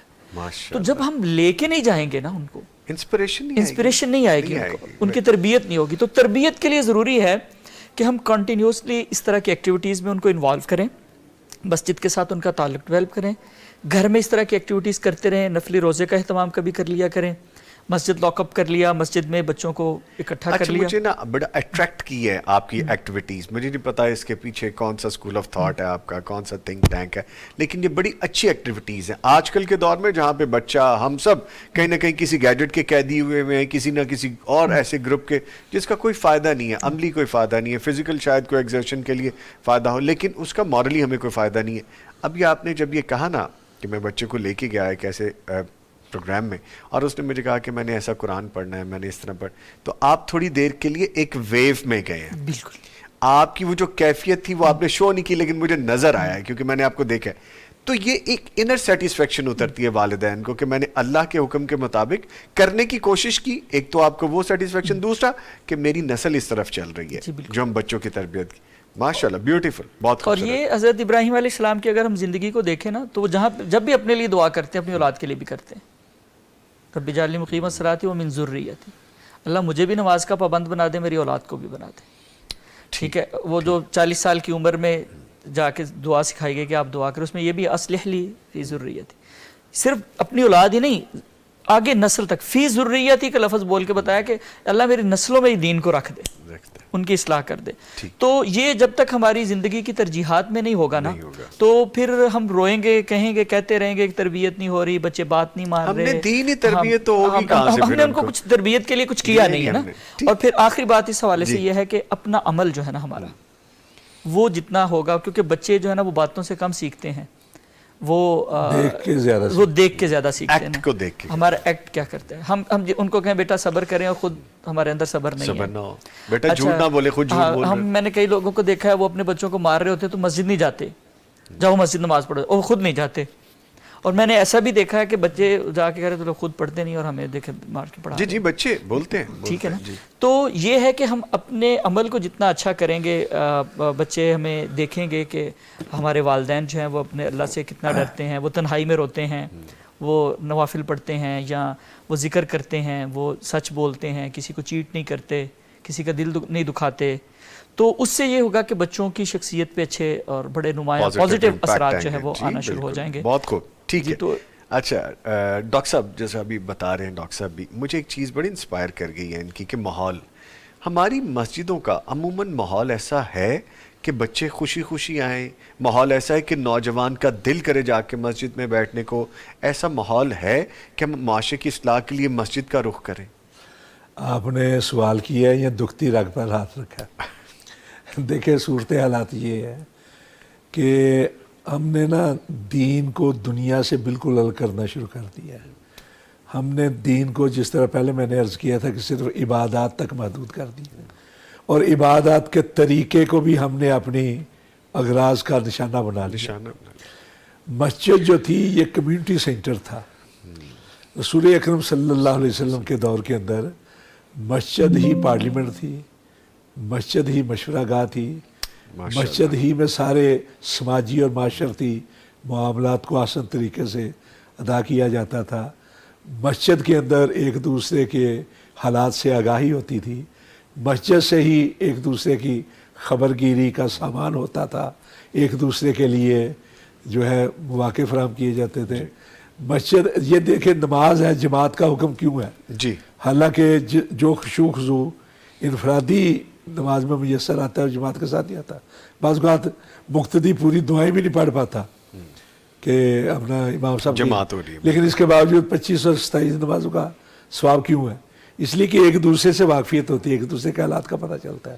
اگر کوئی غائب ہو تو پوچھا جاتا ہے وہ فلاں نمازی صاحب ہر نماز میں ہوتا ہے کیوں نہیں آئے؟ بیمار ہیں تو بیمار پرسی کے لیے ان کے ہاں جاتے ہیں, خبر گیری کے لیے جاتے ہیں. جی احساس ہے, ایک دوسرے کا احساس ہے, ایک دوسرے کے حالات سے واقفیت ہے. کوئی غریب ہے تو اس کی غربت کو دور کرنے کا سامان کیا جائے.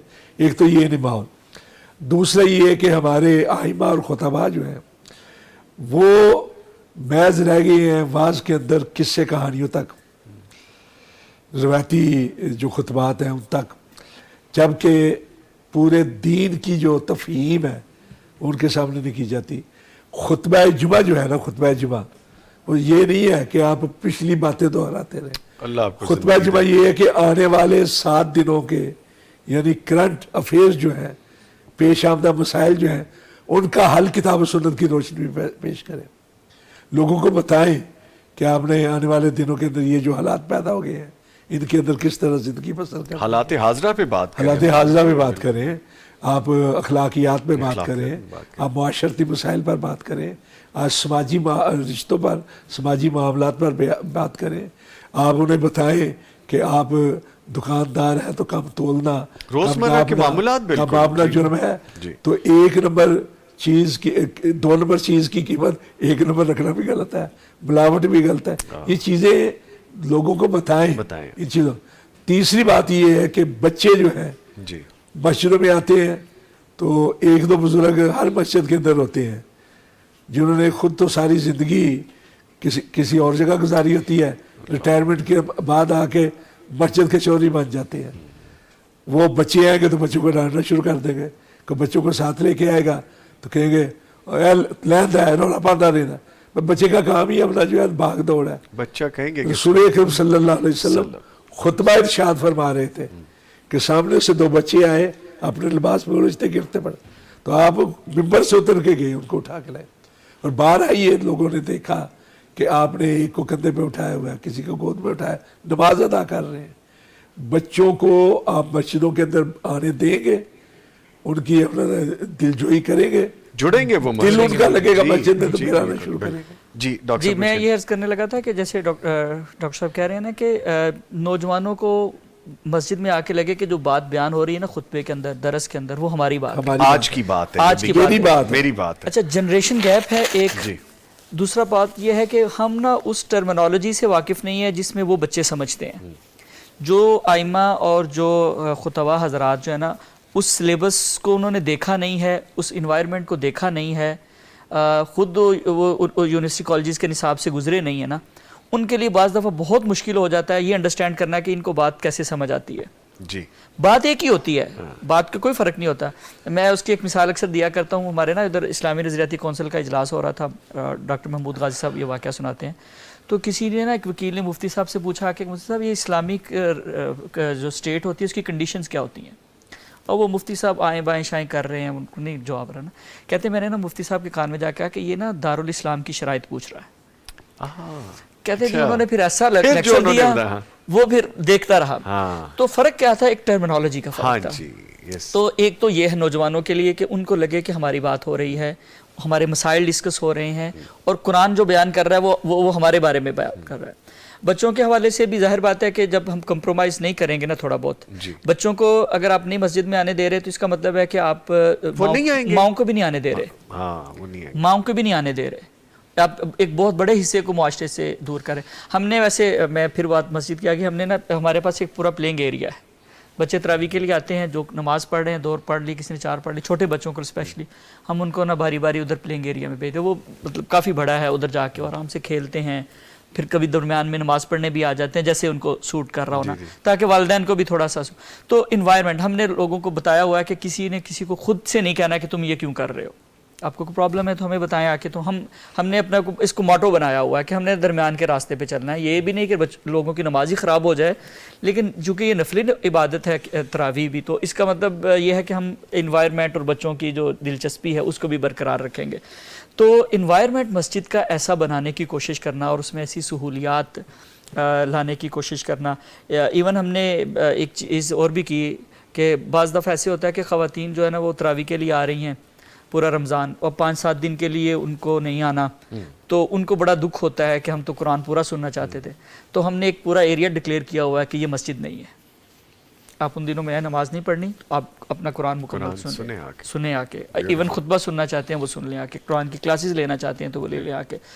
تو کچھ سٹیپس ہمیں لینے ہوں گے اگر ہم لوگوں کو لانا چاہتے ہیں.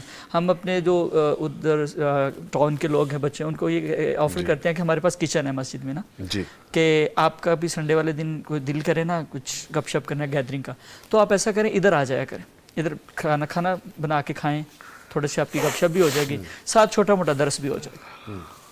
تو ہم یہ چاہتے ہیں کہ مسجد کے ساتھ تعلق تو بنے نا ان کا, ان کو مسجد سے وحشت نہ ہو کہ مسجد کو پتہ نہیں ایسی چیز ہے جہاں پہ بس مشکل سے ہی جایا جاتا ہے, مجبوراً نہیں جایا جاتا ہے, ایسا نہ ہو. یہ جو بات کریں ڈاکٹر صاحب, میں تھوڑا مزید اس کو واضح کر دوں کہ دنیا بھر میں جہاں پہ ہم مسلم رہتے ہیں جا کے, اور وہ نان مسلم کنٹریز ہیں, وہاں پہ اس کو کمیونٹی سینٹر کا نام دیا جاتا ہے ہماری مساجد کو. وہاں پہ یہ ساری چیزیں جس طرح ڈاکٹر صاحب کہہ رہے ہیں نا, یہ ساری چیزیں اس لیے کی جاتی ہیں کہ وہاں سب ایک دوسرے سے جڑیں. جب وہ جڑیں گے, آپس میں ملیں گے, دین کی رمق ان کے اندر اور بڑھے گی. کوئی قرآن پڑھے گا, کوئی نوافل پڑھے گا, کوئی سوال پوچھے گا, تو یہ سارے بہانے ہوتے ہیں. اور جو ڈاکٹر صاحب کہہ رہے ہیں, یہ وقت کی ضرورت ہے, ہمیں انوائرمنٹ وقت کے مطابق دینا پڑتا ہے. جو ضرورت ہو اس کے مطابق کریں گے تو پھر لوگ اس ضرورت کے مطابق محسوس کرتے ہوئے آئیں گے بھی. وہ دور تھا کہ جب آپ مساجد میں نماز کے لیے جایا کرتے تھے, there are number of people, جب لوگوں کی تعداد کم ہوا کرتی تھی, لوگوں کے مسائل اور طرح کے ہوا کرتے تھے. اب مسائل بھی ڈفرینٹ ہے, لیونگ سٹینڈرڈ بھی ڈفرینٹ ہے, اور یہ وقت کی ضرورت ہے, یہ ڈاکٹر صاحب کہہ رہے ہیں. تو ایسی ہی جگہ ایسی ہی چیزیں ہمیں کرنی پڑیں گی. ہم اگر مساجد کو تالے لگا دیں گے اور نماز کے بعد وہاں پہ کوئی جا ہی نہیں سکے گا, تو وہ مسجد تو پھر بند ہی رہی. مسجد کو اوپن بھی ہونا چاہیے اپنے نمازیوں کے لیے بھی, ارد گرد کی کمیونٹی کے جو سوسائٹی کے لوگ ہیں اور بچوں کے لیے. ہماری جو مسجد ہے نا CPR ٹاؤن میں جس کی میں بات کر رہا ہوں, وہاں پہ اس کا کوئی دروازہ نہیں ہے اس طرح کا جو بند ہو جائے. وہ چھوٹا سا ایک لگا ہوا ہے, صرف کوئی جانور وغیرہ نہ آ جائے, کوئی بھی کسی ٹائم بھی. ساتھ ہاسپٹل ہے, ہم فل آفر کرتے ہیں بھی آئیں, آپ AC چلا کے آرام کریں یہاں پہ, ہمیں کوئی ایشو نہیں ہے. آپ مسجد کو یوز کریں. مسجدوں کے دروازوں سے پہلے ہمارے دماغوں کے دروازے کھلنے چاہیے, دلوں کے دروازے کھلنے چاہیے. جی بالکل ایسے ہی. تو ہم ان کو سمجھیں کہ نوجوان نسل جو ہماری ہے نا, ان کے مسائل کیا ہیں, ان کو پرابلمز کیا ہیں, اور وہ سوچتے کیا ہیں, ان کو نصاب کیا پڑھایا جا رہا ہے, ان کو جو پرابلمز آ رہی ہیں وہ کہاں سے آ رہی ہیں. تو تب ہم ان کو ایڈریس کر پائیں گے. اور جو ہی آپ ان کو ایڈریس کرنا, ان کو جہاں پہ لگے گا نا کہ یار یہ عالم دین ہے یا یہ خطیب صاحب ہے, ان سے نا میں فریلی اپنی بات کر سکتا ہوں, وہ فوراً آپ کے ارد گرد جمع ہونا شروع ہو جائے. آپ جڑے رہیں, یہ نہیں کہ آپ کو گیپ ملے, ڈسٹنس ملے, بلکہ جیسے ڈاکٹر صاحب کہہ رہے ہیں, میں انشاءاللہ میں آج یہ پلان بھی کروں گا, بلکہ اپنی ٹیم سے بھی ہم بات کریں گے, ایسی مساجد کو ہم ڈھونڈیں, ایسے سینٹرز کو ڈھونڈیں کہ جو ہمیں جوڑتے ہیں, بچوں کو, نئی نسل کو جوڑتے ہیں, اور میں آپ کو جا کے دکھاؤں وہاں پہ کہ دیکھیے کس طرح کام کیا جا رہا ہے, اور ہماری نئی نسل دین کے ساتھ جڑنے کا یہ ایک باقاعدہ وے ہے.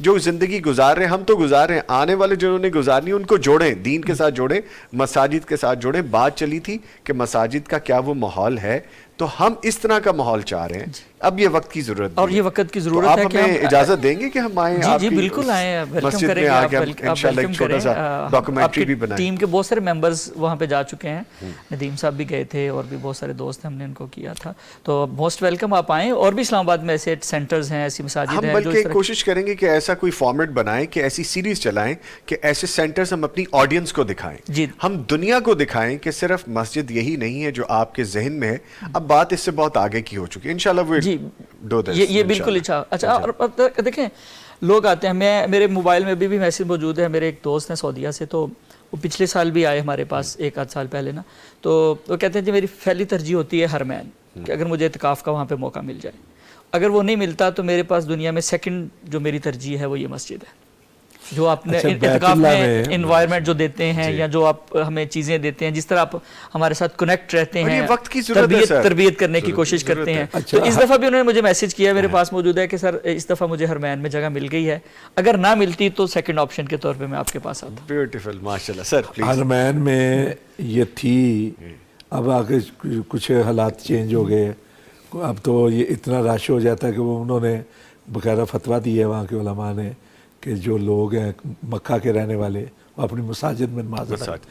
ورنہ وہاں کی صورت حالات یہ تھی, جو لوگ جانتے ہیں پہلے گئے ہوئے ہیں, کہ ہر روز شام میں مغرب کے وقت فیملیاں آ جاتی تھیں بیت اللہ میں نماز ادا کرتے مغرب کے بعد, تو ان کے بچے باہر جگہ بنی ہے نا, وہاں کھیلتے کودتے پھرتے رہتے تھے, یعنی وہ بیت اللہ کے ساتھ جڑے رہے.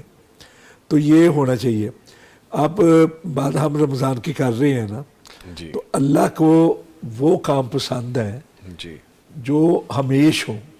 رسول اکرم صلی اللہ علیہ وسلم نے ارشاد فرمایا, اگرچہ تھوڑے ہوں لیکن ہمیش جو کام ہوں گے نا وہ اللہ کو پسند ہے.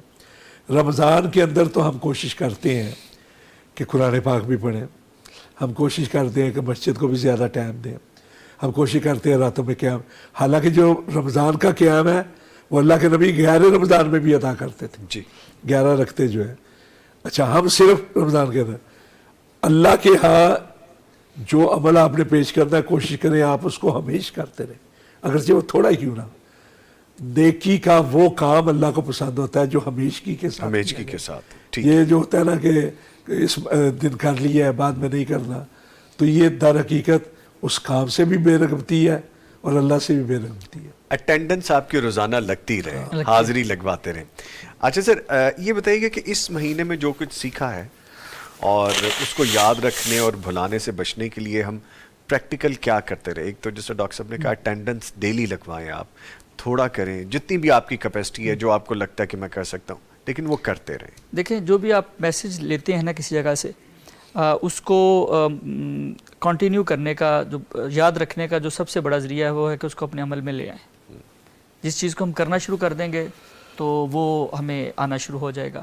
مثال کے طور پہ ہم نے اگر صبر سیکھا ہے, تو اگر ہم اس کو مستقل عادت بنا لیں گے کہ ہم نے لوگوں کی غلط باتوں پہ اس طرح ریئیکٹ نہیں کرنا, برائی کا جواب برائی سے نہیں دینا, ہم نے کوشش کرنی ہے کہ درگزر کا معاملہ کیا جائے, تو درگزر کا میسج ہمیں خود ہی جو ہے نا وہ یاد آنا شروع ہو جائے گا. اور اسی طرح جو کنیکٹیوٹی ہے قرآن کے ساتھ جو ہم نے ڈیولپ کی ہے, تو وہ ہم مستقل پڑھتے رہیں گے, تو وہ والی کیفیات آپ جب ان آیات سے گزریں گے نا, جن آیات پہ آپ روئے رمضان کے اندر, یا جن آیات کو پڑھتے ہوئے آپ پہ کوئی کیفیت آ رہی ہوئی, تو اگر آپ مستقل قرآن پڑھ رہے ہیں تو آپ کو 2 مہینے بعد بھی یاد آ جائے گا, یار میں فلاں جگہ پہ بیٹھا ہوا تھا تو میں نے ان آیت کو پڑھتے وقت یہ سوچا تھا, تو مجھ پہ یہ کیفیت آ رہی ہوئی تھی. ٹھیک ہے. اور اسی طرح آپ کسی کے ساتھ اچھا سلوک کرتے ہیں تو وہ آپ کے عمل کا حصہ بن جائے گا, تو آپ کو پھر وہ رمضان کی یادیں بھی آنا شروع ہو جائیں گی, یار رمضان میں اچھا یار وہ میں نے فلاں بندے کے ساتھ یہ نیکی کی تھی تو مجھے اب اس کو کنٹینیو کرنا چاہیے. تو کسی بھی میسیج کو یاد رکھنے کا جو سب سے بہترین طریقہ ہوتا ہے وہ یہ ہوتا ہے کہ اس کو عمل کا حصہ بنا لیا جائے. حصہ بنا لیا. سیکنڈلی جیسے میں نے پہلے کہا تھا کہ اس طرح تو نہیں ہوتا کہ اتنی ہی مقدار میں ہم یہ عبادات کرتے رہیں, لیکن کچھ نہ کچھ وہ کرتے رہنا چاہیے, جڑے رہیں, مستقل کام کو کرتے رہیں تاکہ جو ہے نا وہ ہمارا اللہ کے ساتھ تعلق مستقر رہے. اور ویسے بھی نا انسان کو ضرورت ہوتی ہے بار بار ریمائنڈرز کی, تو بار بار ریمائنڈرز جڑنے کے ساتھ ہی ہوتے ہیں نا, تو اس کے لیے یہ ہے کہ جو ہم ایک آدھ کسی نہ کمیونٹی کو ضرور جوائن کر لیں, کوئی کلاس قرآن کی, کوئی حدیث کی کلاس, چاہے ویکلی ہی کر لیں, جستجو تو کریں کم از کم. کوئی ایک ایسی دینی کمیونٹی اس کے ساتھ ضرور اٹیچ ہو جائیں ہم, جو ہمیں مستقل ریمائنڈرز دیتی رہے. اب وہ ویکلی قرآن کی کلاس اگر پڑھتے ہیں, ایون ویکلی پاسبل نہیں ہے تو فورٹ نائٹلی بھی اگر ہو جائے نا, تو اس میں بہت ساری چیزیں ہمیں پھر وہ پرانی یاد آنا شروع ہو جاتی ہیں, ٹھیک, ریوائیو ہونا شروع ہو جاتی ہیں, تو پھر وہ میسیج انشاءاللہ کنٹینیو ہماری زندگی میں سر ایک جملہ آپ سے چاہیے کہ ہماری نوجوان نسل کو یہ ضرور ذہن میں رہے, یا ہماری آنے والی نئی پود کو یہ ذہن میں رہے کہ صرف عبادت نہیں ہے, اخلاقیات بھی ہے, جڑے رہنا ہے اس سے بھی. دین نام ہی 4 چیزوں کا ہے, جی, عقائد, عبادات, معاملات جی, اور اخلاقیات. جی, معاملات کے اندر بھی دینی احکام اللہ اور اس کے رسول کے احکام کو پیش نظر رکھیں, جی, اور اخلاقیات تو آپ کی پہچان ہے. آپ اچھے طریقے سے پیش آئیں گے, آپ کے خاندان کا پتہ چلے گا, آپ کے دین کا پتہ چلے گا, اور اخلاقیات کی وجہ سے بعض اوقات عبادات پر فضیلت مل جاتی ہے. ٹھیک ہے, تھینک یو ویری مچ, بہت شکریہ. اس کے ساتھ ہی اپنے معزز مہمانوں کا ڈاکٹر محمد قاسم صاحب, سر آپ تشریف لائے, آپ کے آنے کا بہت شکریہ, تھینک یو ویری مچ. آپ کا شکریہ, آپ نے ہمیں دعوت دی اور موقع دیا. اور موجود ہے ڈاکٹر رانا شفیق خان پسوی صاحب. سر اللہ آپ کا بھی شکریہ, اللہ آپ کو زندگی صحت دے, انشاءاللہ آپ جلد ٹھیک ہو جائیں گے, انشاءاللہ آپ کے آنے کا شکریہ. گزارش میں یہ کروں گا ڈاکٹر صاحب آپ سے کہ دعا کی جانب بڑھتے ہیں. ہمارے جتنے بھی دیکھنے سننے والے ہیں, پیغام ٹی وی کے ویئرز, معاونین, تعاون کرنے والے, عالم اسلام کی خیر کے لیے, اور جو لوگوں کی نیک خواہشات ہیں پاکستان کی خیر کے لیے, سب کو شامل کر لیجئے. آئے دعا میں سب شامل ہوتے ہیں. اللهم إنا نسألك بأننا نشهد أنك أنت الحنان المنان بديع السماوات والأرض يا ذا الجلال والإكرام يا حي يا قيوم إنا نسألك اللهم صل على محمد وعلى آل محمد كما صليت على إبراهيم وعلى آل إبراهيم إنك حميد مجيد اللهم بارك على محمد وعلى آل محمد كما باركت على إبراهيم وعلى آل إبراهيم إنك حميد مجيد ربنا ظلمنا أنفسنا وإن لم تغفر لنا وترحمنا لنكونن من الخاسرين. یا الہی ہمارے گناہوں کو معاف فرما دے, اللہ ہماری غلطیوں کوتاہیوں سے درگزر فرما دے. یا الہی کبیرہ صغیرہ, چھوٹے بڑے, اعلانیہ خفیہ, جتنے بھی گناہ ہوئے معاف فرما دے. یا الہی تیرے نبی کا فرمان ہے کہ جس کی زندگی میں رمضان آ گیا, ثم انسلخ قبل ان یغفر له, پھر بخشش حاصل کیے بغیر ہی رمضان گزر گیا, وہ اللہ کی رحمت سے دور ہو گیا. اللہ ہمیں ان محروم لوگوں میں شامل نہ کرنا. تھوڑے سے دن رہ گئے ہیں, تو معافی کا پروانہ جاری فرما دے. اللہ سارے کبیرہ صغیرہ گناہ معاف فرما دے. تیری رحمت بڑی وسیع ہے, تو بہت غفور و رحیم ہے. یا الہی سارے کبیرہ صغیرہ گناہوں کو معاف فرما دے. یا الہی تیرے نبی کا فرمان ہے کہ ہر روز اللہ تعالیٰ کچھ لوگوں کو جہنم سے آزادی نصیب فرماتے ہیں. اللہ تو ہمیں بھی ان لوگوں میں شامل فرما دے. اللہ ہمیں بھی جہنم سے آزادی نصیب فرما دے. یا الہی ہم سب کی جائز خواہشات اور ضروریات کو پورا فرما دے, ہماری پریشانیاں دور فرما دے. اللہ ہماری مشکلات کو آسان بنا دے. یا الہی جتنے بھی دوست, احباب, عزیز و اقارب بیمار ہیں, ان کو شفاء کاملہ نصیب فرما. یا الہی یہ جو پیغام ٹی وی کے ساتھ تعاون کرنے والے ہیں, مالی تعاون کرنے والے, وقت دینے والے, صلاحیتیں صرف کرنے والے, یا الہی گائیڈ کرنے والے, یا الہی اس کی ٹیم کے تمام ممبران جو کسی بھی طریقے سے اس خیر کے کام کے اندر شریک ہیں, اللہ جو علماء اس کے لیے وقت دیتے ہیں, اللہ سب کے گھروں کے اندر خیر و برکت نصیب فرما دے. اللہ سب کو دنیا میں اور آخرت میں بھلائیاں عطا فرما دے. اللہ سب کو دنیا اور آخرت کی بھلائیاں عطا فرما دے. اللہ ان کی دنیا بھی بہتر کر دے, اللہ سب کی آخرت بھی بہتر فرما دے. یا الہی ہمارا جو ملک پاکستان ہے, اس پہ اپنی رحمتیں فرما دے. ہم بڑے مشکل حالات سے گزر رہے ہیں, اللہ دہشت گردی کا سامنا اور بہت سارے مسائل ہیں. اللہ اپنی رحمت کے ساتھ, اپنے فضل و کرم کے ساتھ اس ملک پہ اپنی رحمت فرما دے. اللہ ہمیں مشکلات کو نبھانے کی، مشکلات سے نکلنے کی توفیق نصیب فرما دے۔ یا الہی مسلمان دنیا کے جس خطے میں بھی پریشان ہیں اللہ ان کے لیے آسانیاں پیدا فرما دے۔ یا الہی جہاں جہاں مسلمان ظلم کا شکار ہیں اللہ ان کی مدد فرما۔ یا الہی مظلوم مسلمانوں کی مدد فرما، اللہ ان کے لیے آسانیاں پیدا فرما۔ جو مظلوموں کے لیے آسانیاں پیدا کرنے کی کوشش کر رہے ہیں اللہ تو ان کو کامیابیاں نصیب فرما دے۔ یا الہی ہم سب کو اپنے دین پہ ثابت قدم رہنے کی توفیق نصیب فرما دے۔ یا الہی ہمیں قبر کے عذاب سے، جہنم کے عذاب سے، حشر کی سختیوں سے، موت کی سختیوں سے محفوظ فرما دے۔ سبحان ربک رب العزت عما یصفون وسلام علی المرسلین والحمد للہ رب العالمین۔ جی اس کے ساتھ افطار ٹرانسمیشن اپنے اختتام کو پہنچتی ہے۔ انشاءاللہ آپ کا ہمارا ساتھ دوبارہ ہوگا بلیس نائٹ ٹرانسمیشن میں۔ مغفرت کا ہو گیا سامان پھر، رب کا آیا خاص ایک مہمان پھر، مغفرت کا ہو گیا سامان پھر، رب کا آیا خاص ایک مہمان پھر، مغفرت کا ہو گیا سامان پھر، مغفرت کا ہو گیا